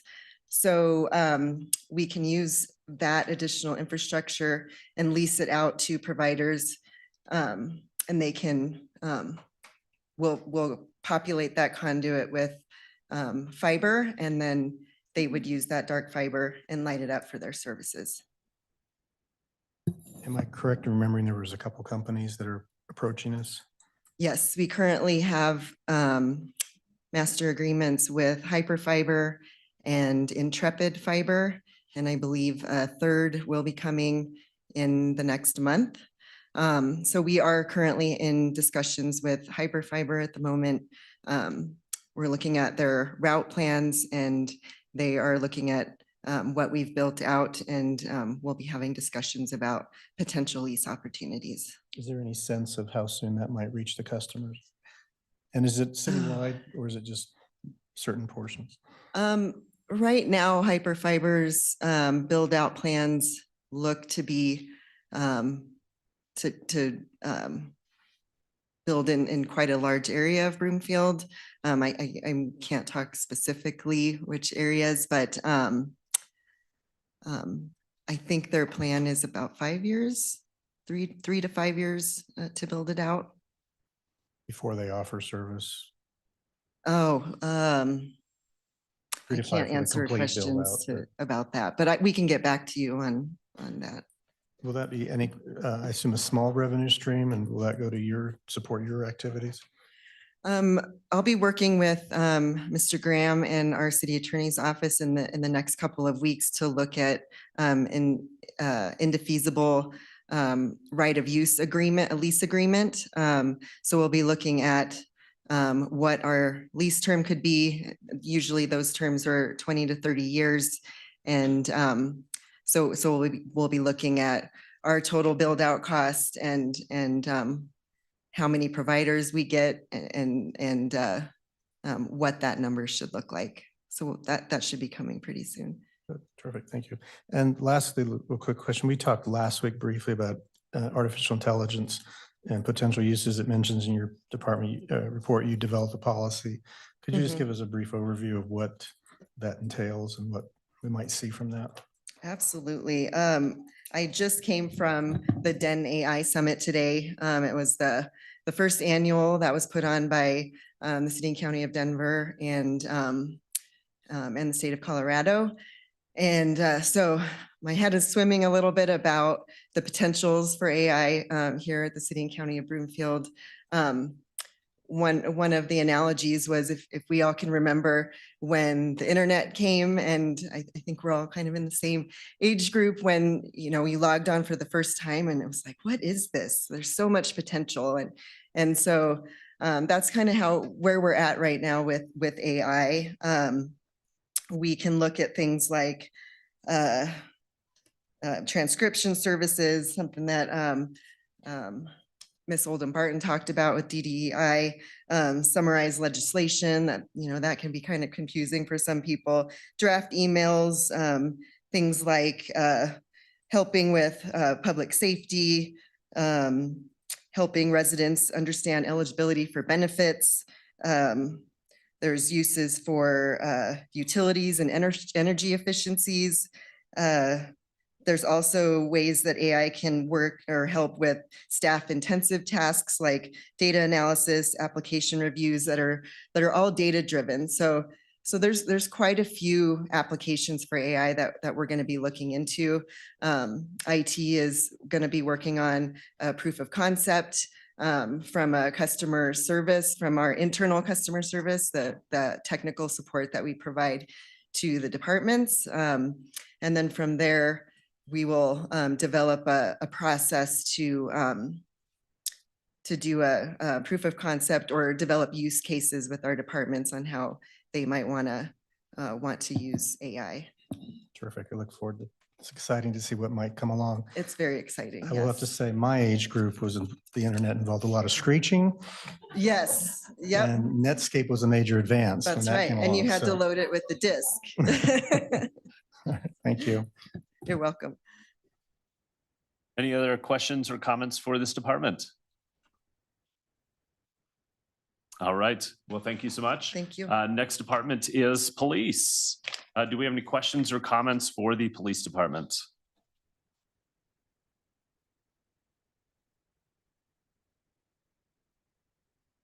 Councilmember Marshall. Thank you, Mayor Pro Tem. I have two questions. This one question is I'm forwarding from a resident. How often do we deploy our SWAT unit per year?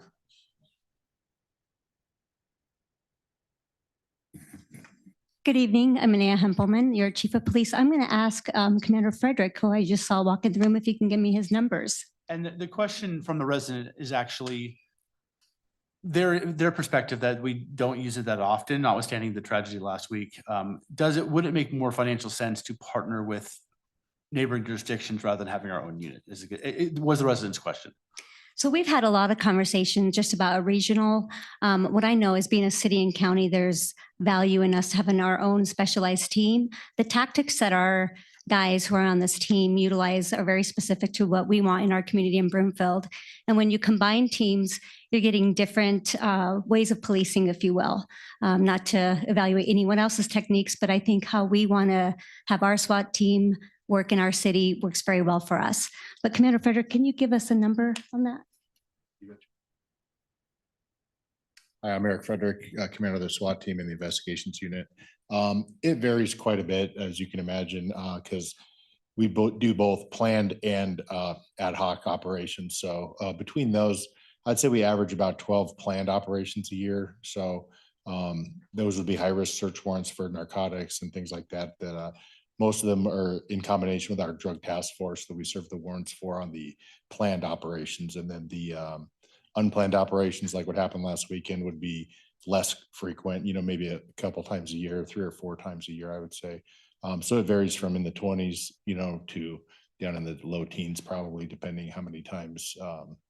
And we have a slowdown on the drug search warrants just with the change in laws and things like that over the last couple of years. So we've also do operations in other cities to assist other teams, and that can add or subtract to the amount. So it's very hard to say the average, but I would say it'd be in the upper teens per year would be your average amount of deployments with those combined. Okay, thank you. Yeah. And then the only other question I have on the budget is the CIP project for the police court lighting upgrade. And I'm curious to know why, I'm reading through the thing and I understand the need for it, but given that we're building a new building in 2 years or starting the process to build a new building in 2 years, is this something that could be put off until connection with that, or is that something that's an absolute need this year? And I'm sorry, you asked for the police court? The police court's lighting upgrade project.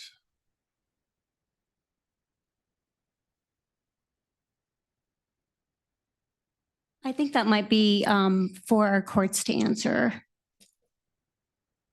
Can someone from CIP maybe speak on that? Of who's in it? Is it facilities? I apologize. It's not specific to the police side. I believe it's on the court side. Mr. Rudd is going to come down.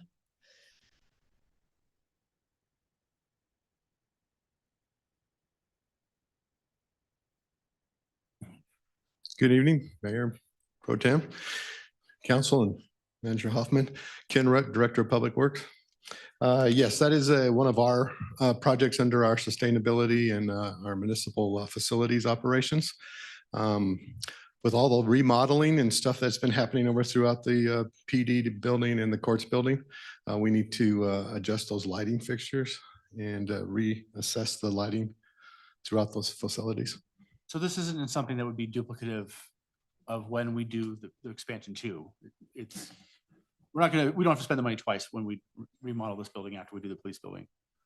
We wouldn't have to. One of the things we're looking at right now is the timing of this project, and should we delay that a year. Okay. All right, thank you. That's all. Councilmember Lim. Thank you. I don't think I'm the only council member, at least I hope I'm not the only one who gets questions about code enforcement. And how is code enforcement done? How quickly is it done? And that kind of thing. So I noted that you are going to add one of your FTEs as a code enforcement officer. So how do you see the need for that? Will it facilitate quicker responses to, residents reporting things, or is it just a function of the increasing population, or can you describe that? Yes, thank you for the question. I think it's a little of all that. So we haven't added a code enforcement officer since 2005. So with the increase of not only the calls for service for them, but also that they are very involved with CHART and helping with the unhoused, we really saw the need. So when we were assessing this, Commander Witchlass was the one who actually ran the numbers for me. When we tried to assess really where are the FTE needs, we recognized calls for service have gone up. And then we also look at how long it's taken us to respond to calls, how many calls are holding, how long they're holding for. So we take all those things into account. And that's one of the things that we looked at for code. So it should help with the calls for service, but also for the added duties that we've provided them. You're welcome. Any other questions or comments for this department? Well, I'll just note that you were here just 9 days ago for your presentation. So appreciate many of our questions. I think were addressed at that point. So that's probably why there aren't too many questions tonight. I did want to point one out that you addressed at that meeting, and that was the increase of 5.8 officers. I believe that occurred in 2024.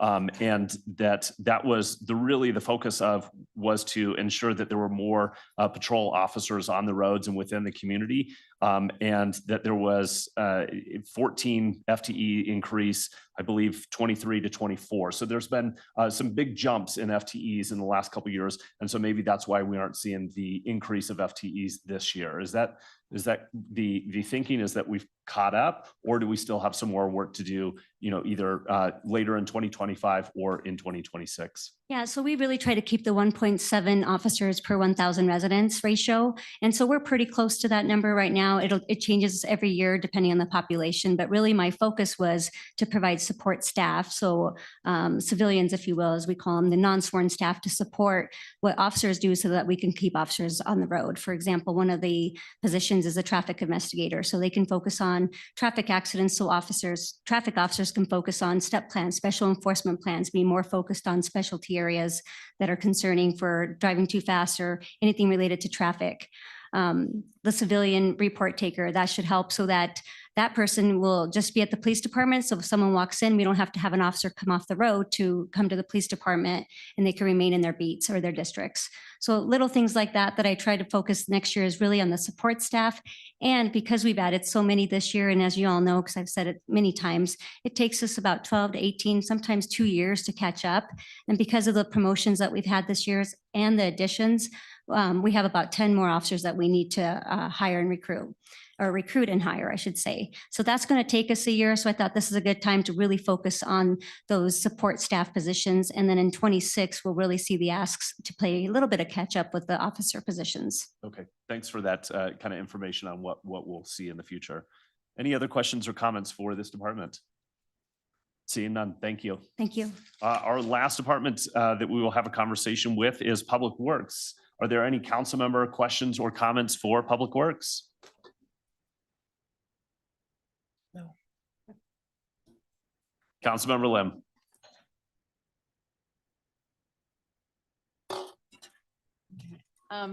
My first question, I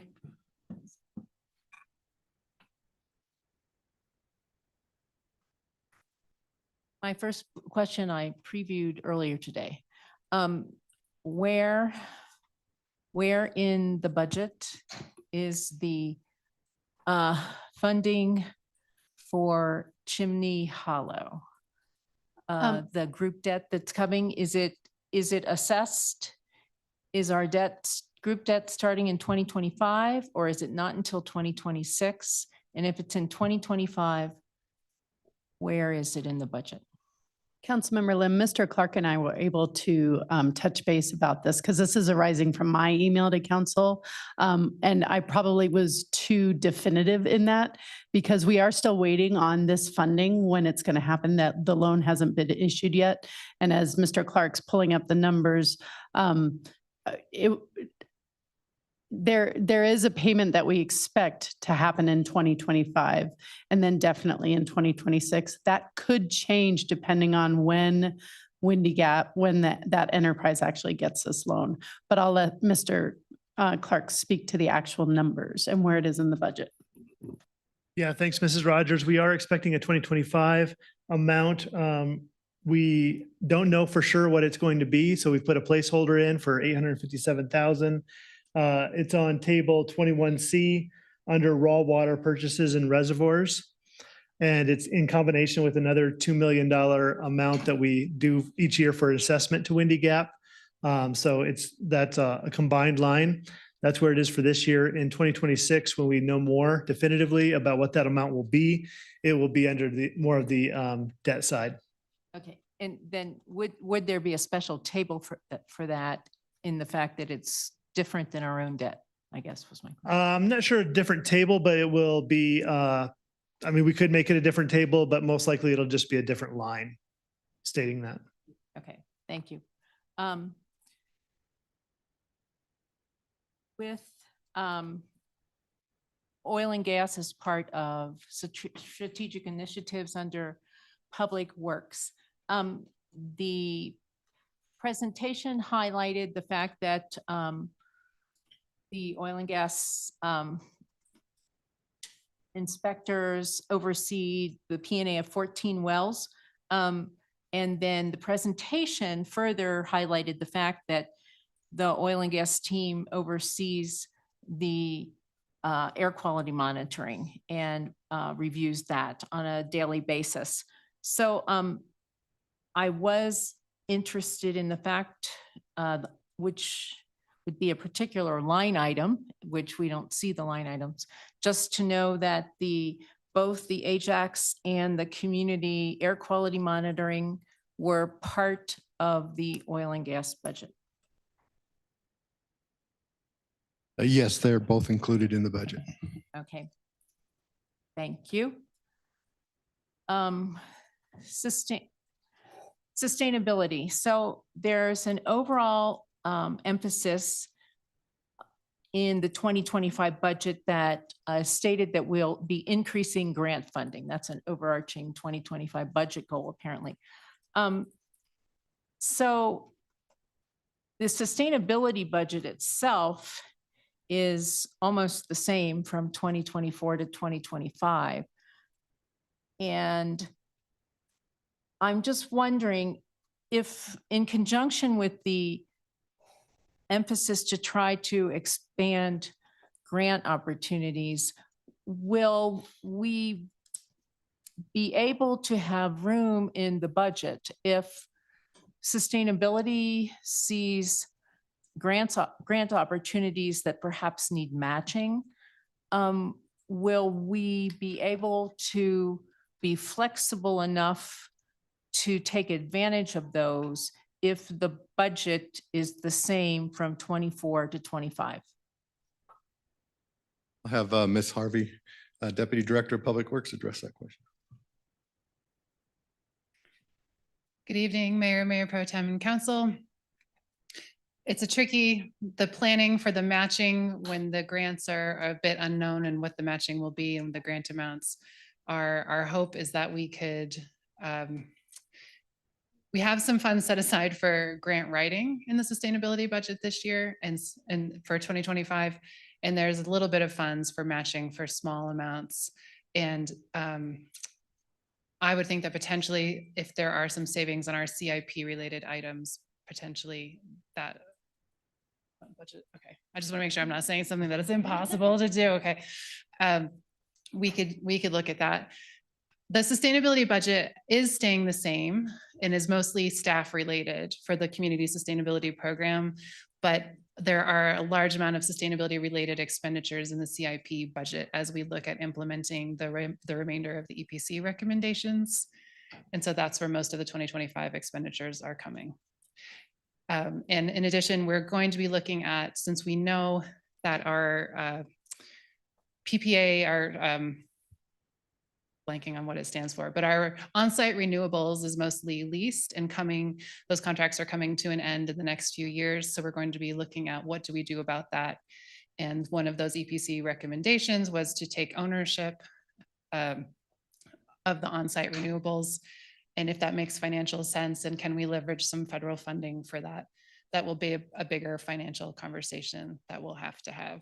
So I think to try to summarize myself, for smaller grants, there is some room in there for larger infrastructure related grants that we might be able to go for.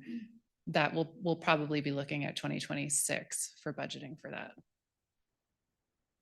And Councilmember Lim, if I may add, it's a very similar conversation that we've been having before, and that is there's the finite pot of resources, particularly with having any cushion, and the more we have various projects that are tapping into that cushion, the less funds there are available for unforeseen opportunities.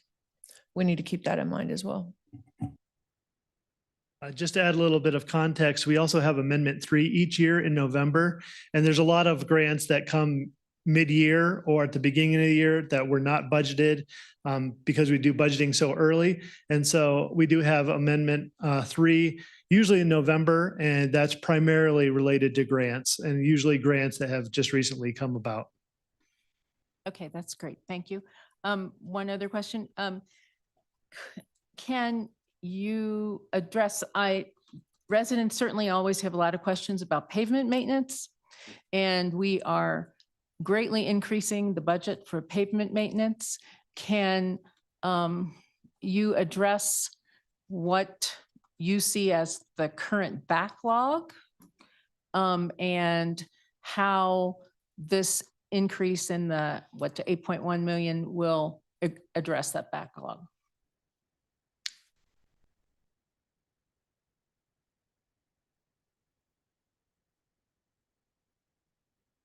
Let's go to slide 14, please. Thank you for the question, Councilmember Lim. As part of the street maintenance program is in order to maintain the amount of streets that we have and ensure that they reach their maximum useful life. So streets are basically designed for roughly 20 years. So we have a rating scale that has been developed by the Federal Department of Transportation and adopted by majority of the transportation, like CDOT, Broomfield, and other cities, that rates it a life rating between 0 and 20. 20 being a brand new street, 0 means it needs to be rebuilt. And so as we go through and we begin to evaluate what is the condition of each street and where is the rating for that street is, it takes roughly about 10% of our streets every year to maintain them and keep them from failing, falling farther and farther down. And so what we want to try to do is it's very expensive to rebuild. If we look at this graph here, is that the cost per mile for our surface treatments have increased by 157%. In 2014, that cost per mile was just a little bit over 153,000. And this year it's just under 400, it's $393,000 per mile. So the average, what we try to do is we want to keep our streets so that we are doing preservation treatment techniques, which is we take a good street and maintain it more often. And we can do that at $3 a square yard versus if we have to go in and mitigate as the street conditions drop, we have to go and do mitigation treatments, which is $25 a square yard. And if we still don't do it and allow it to go a little bit further, then it's $127 per square foot. So the goal is to maintain 10% of the system every year in order to ensure that we get the maximum life out of our streets. Now, part of the reason that we're higher this year is over the last 3 years, we've been having the federal funding out of ARPA help cover the cost of the streets. And so that ARPA funding has run out, and therefore the 8.1 million I believe we have in the budget this year for streets is totally funded by the city and county of Broomfield because there's no longer any federal dollars included in that. Thank you. Those are my questions. Councilmember Marshall. Thank you, Mayor Pro Tem. Just a few questions on the budget.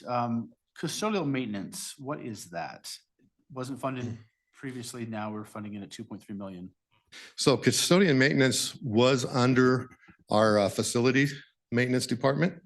And when we incorporated the sustainability team and focused more on sustainability activities with our facilities group, we took and moved custodians into its own division.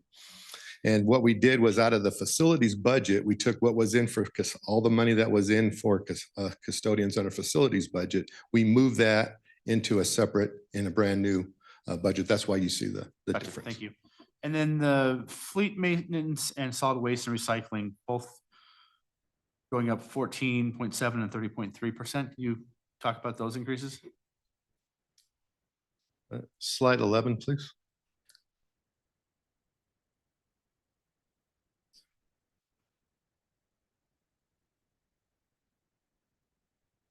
So a couple of things. One of the increases was related to the software program that we use. It's to monitor where our vehicles are and we can track them with the GPS.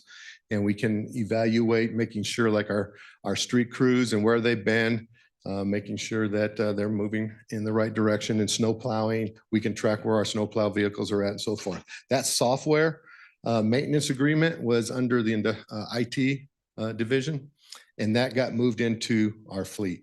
So now the Public Works and Fleet will be overseeing that contract. So that was part of the increase. We are projecting fuel increases of 9.94%. We were slightly under last year. And so we are projecting 9 on that. And then we had a 17% increase in our supply and chemical needs.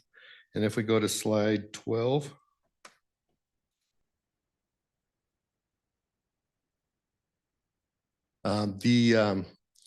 Just to give you an idea, what we do in our fleet asset replacement, we replace about 6% of our vehicles annually. And that increased from last year to this year, from 23 to 24, that vehicle costs have increased by 34%. And on that, with the fleet maintenance, I know as we're moving to more hybrid EV vehicles, as technology is available, and are we keeping up on our ability to maintain those vehicles? Because I know obviously the maintenance on an EV is different than a maintenance on an internal combustion. So that's one of the current programs we're evaluating right now. We use the manufacturer or the dealer to maintain those vehicles, because the EV maintenance does require more of a clean room type atmosphere, because dust is your greatest enemy with EV vehicles. And so to make sure that we repair it, it has to have a negative air pressure. And so one of the things we are working with and getting costing for future evaluation is, do we build our own facilities so we can maintain them ourselves, or is it more cost effective to continue to contract that maintenance? Makes sense, yeah. And then the solid waste and recycling budget went up 30%. That's another one where we had that under the facilities unit, and we combined. I'll let Allison talk a little more about that. Some of it is realignment. The contract for municipal trash services provided by Western Disposal came out of the facility service budget into the solid waste and recycling budget, just as a matter of alignment. Also $7,000 for maintenance and repairs of the recycling center that the facilities division had kept in their budget was reallocated. And then the other piece of the other big piece of the increase was we're projecting a 15% increase in the cost of spring cleanup for 2025. So we're holding, I think it was. That makes sense. Yeah. Yeah. I don't want to say the wrong number. It was 600, it was more than 600,000 that we're projecting it will be for spring cleanup. We haven't started the process of looking at bids for that yet. We've just started the conversation. Okay. And then my last question for Public Works is, one, the increase in stormwater budget. And then two, I know that we took the stormwater, those monies had been paid for out of wastewater and water before, but we're still seeing wastewater and water going up 9 and 6%, even after we're taking out the money from stormwater. And I know you said on Tuesday, we're not starting the new increased maintenance schedule until 26. So I'm curious to know the reasoning for the higher costs. Let's go to slide 2.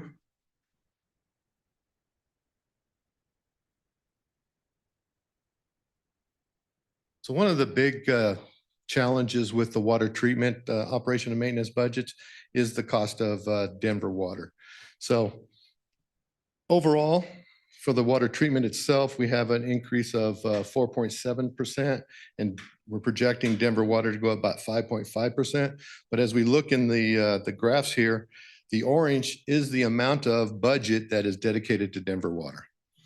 So Denver water accounts for almost 71% of the total water treatment budget over the past 7 years on average, and it only accounts for 39.47% of our water supply. Since 2020, Denver's water costs have increased by 22.6%. So that is a large part of the O&M cost increase for our water treatment facility. On slide 3 for wastewater. Wastewater is a little bit a little more balanced, but as you can see, chemicals are the huge cost for us. We had roughly about $1.2 million in the 24 budget for chemicals, and it's about 1.4 million in 2025. So that's the biggest net increase for those treatment costs. Okay. All right. Thank you. That's all I remember for Tim. Thank you. So I just had one question on this. The note about the residential snow plowing operations will be moved to in-house operations in 2025 to 2026. That's a big change for Public Works, and that'll probably be a change for our community. What do we anticipate that change looking like? And how will that create lower costs as well as efficiencies and service levels for our community? In 2023, that was part of our budget presentation to purchase the vehicles. And we have purchased them, and they should be arriving late this year and being outfitted. So they'll be ready in time for the 25-26 snow season. Those vehicles will also be used throughout the year for parks. We'll be using a couple of them. Streets will be using them in their operations, facilities, and so forth. So there'll be a year-round vehicle. They're just not outfitted just for the residential snow. So the impact on the residential snow is that one is under our contract currently with our vendor. We have to give them a guarantee amount just to keep them on call, no matter what, whether it snows or doesn't. And that's roughly $300,000 just to keep them on call. So when our presentation to bring snow and ice into Public Works was over the contract, 3-year life of the contract, we are projecting about $1.2 million in 1.5-year contract, $1.2 million in savings over the life of that contract. Well, that helps a lot. Thank you for that. Any other, Councilmember Leslie. Thank you. Just follow up on the Denver water. What strategies are you considering to reduce the amount of, and you mentioned this the other night as well, to reduce the amount of dependence on the Denver water? Are there alternatives that should come into play in the near future, or is there something else we can be doing? Currently, the overall long-range water supply plan, it is critical that Denver Water plays a major part of that long-range plan. Without Denver Water, we would not be able to have enough supply of water to meet the current projected build-out population. Denver Water also provides us with some additional security by having different sources of water supply. So it reduces a lot of our risk in our water supply. It also provides us, for instance, if for some reason, like we almost had this last year with the wildfires, if that wildfire would have got a little bit closer and Northern Water would have had to shut off supply, if we didn't have Denver Water, we wouldn't have any water. So, so that's another critical piece of having that alternative water supply. So the Denver Water plays a really critical role in our overall water management plan. The costs are high, but so is replacing it.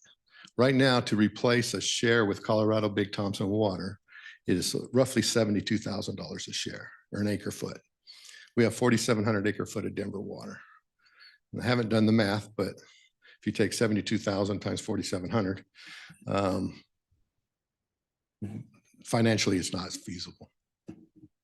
And so as the city continues to grow, that percent of Denver Water will shrink because we'll be using more and more of our own water supply. And then the overall cost, you'll get the gain of the efficiencies of using our own water. So long range, that's how that's going to pan out. Thank you. Any other council member questions or comments for Public Works? Seeing none, thank you so much. And thank you to all staff, city and county management team for the presentations, the information. That concludes the agenda items for this evening's study session. Is there any other business to come before the council for my council colleagues or staff? Seeing none, well, for those football fans in Broomfield, tomorrow night is the crosstown rivalry game between Broomfield High and Legacy High Schools. See you at the game, and there being no further business, the study session is adjourned.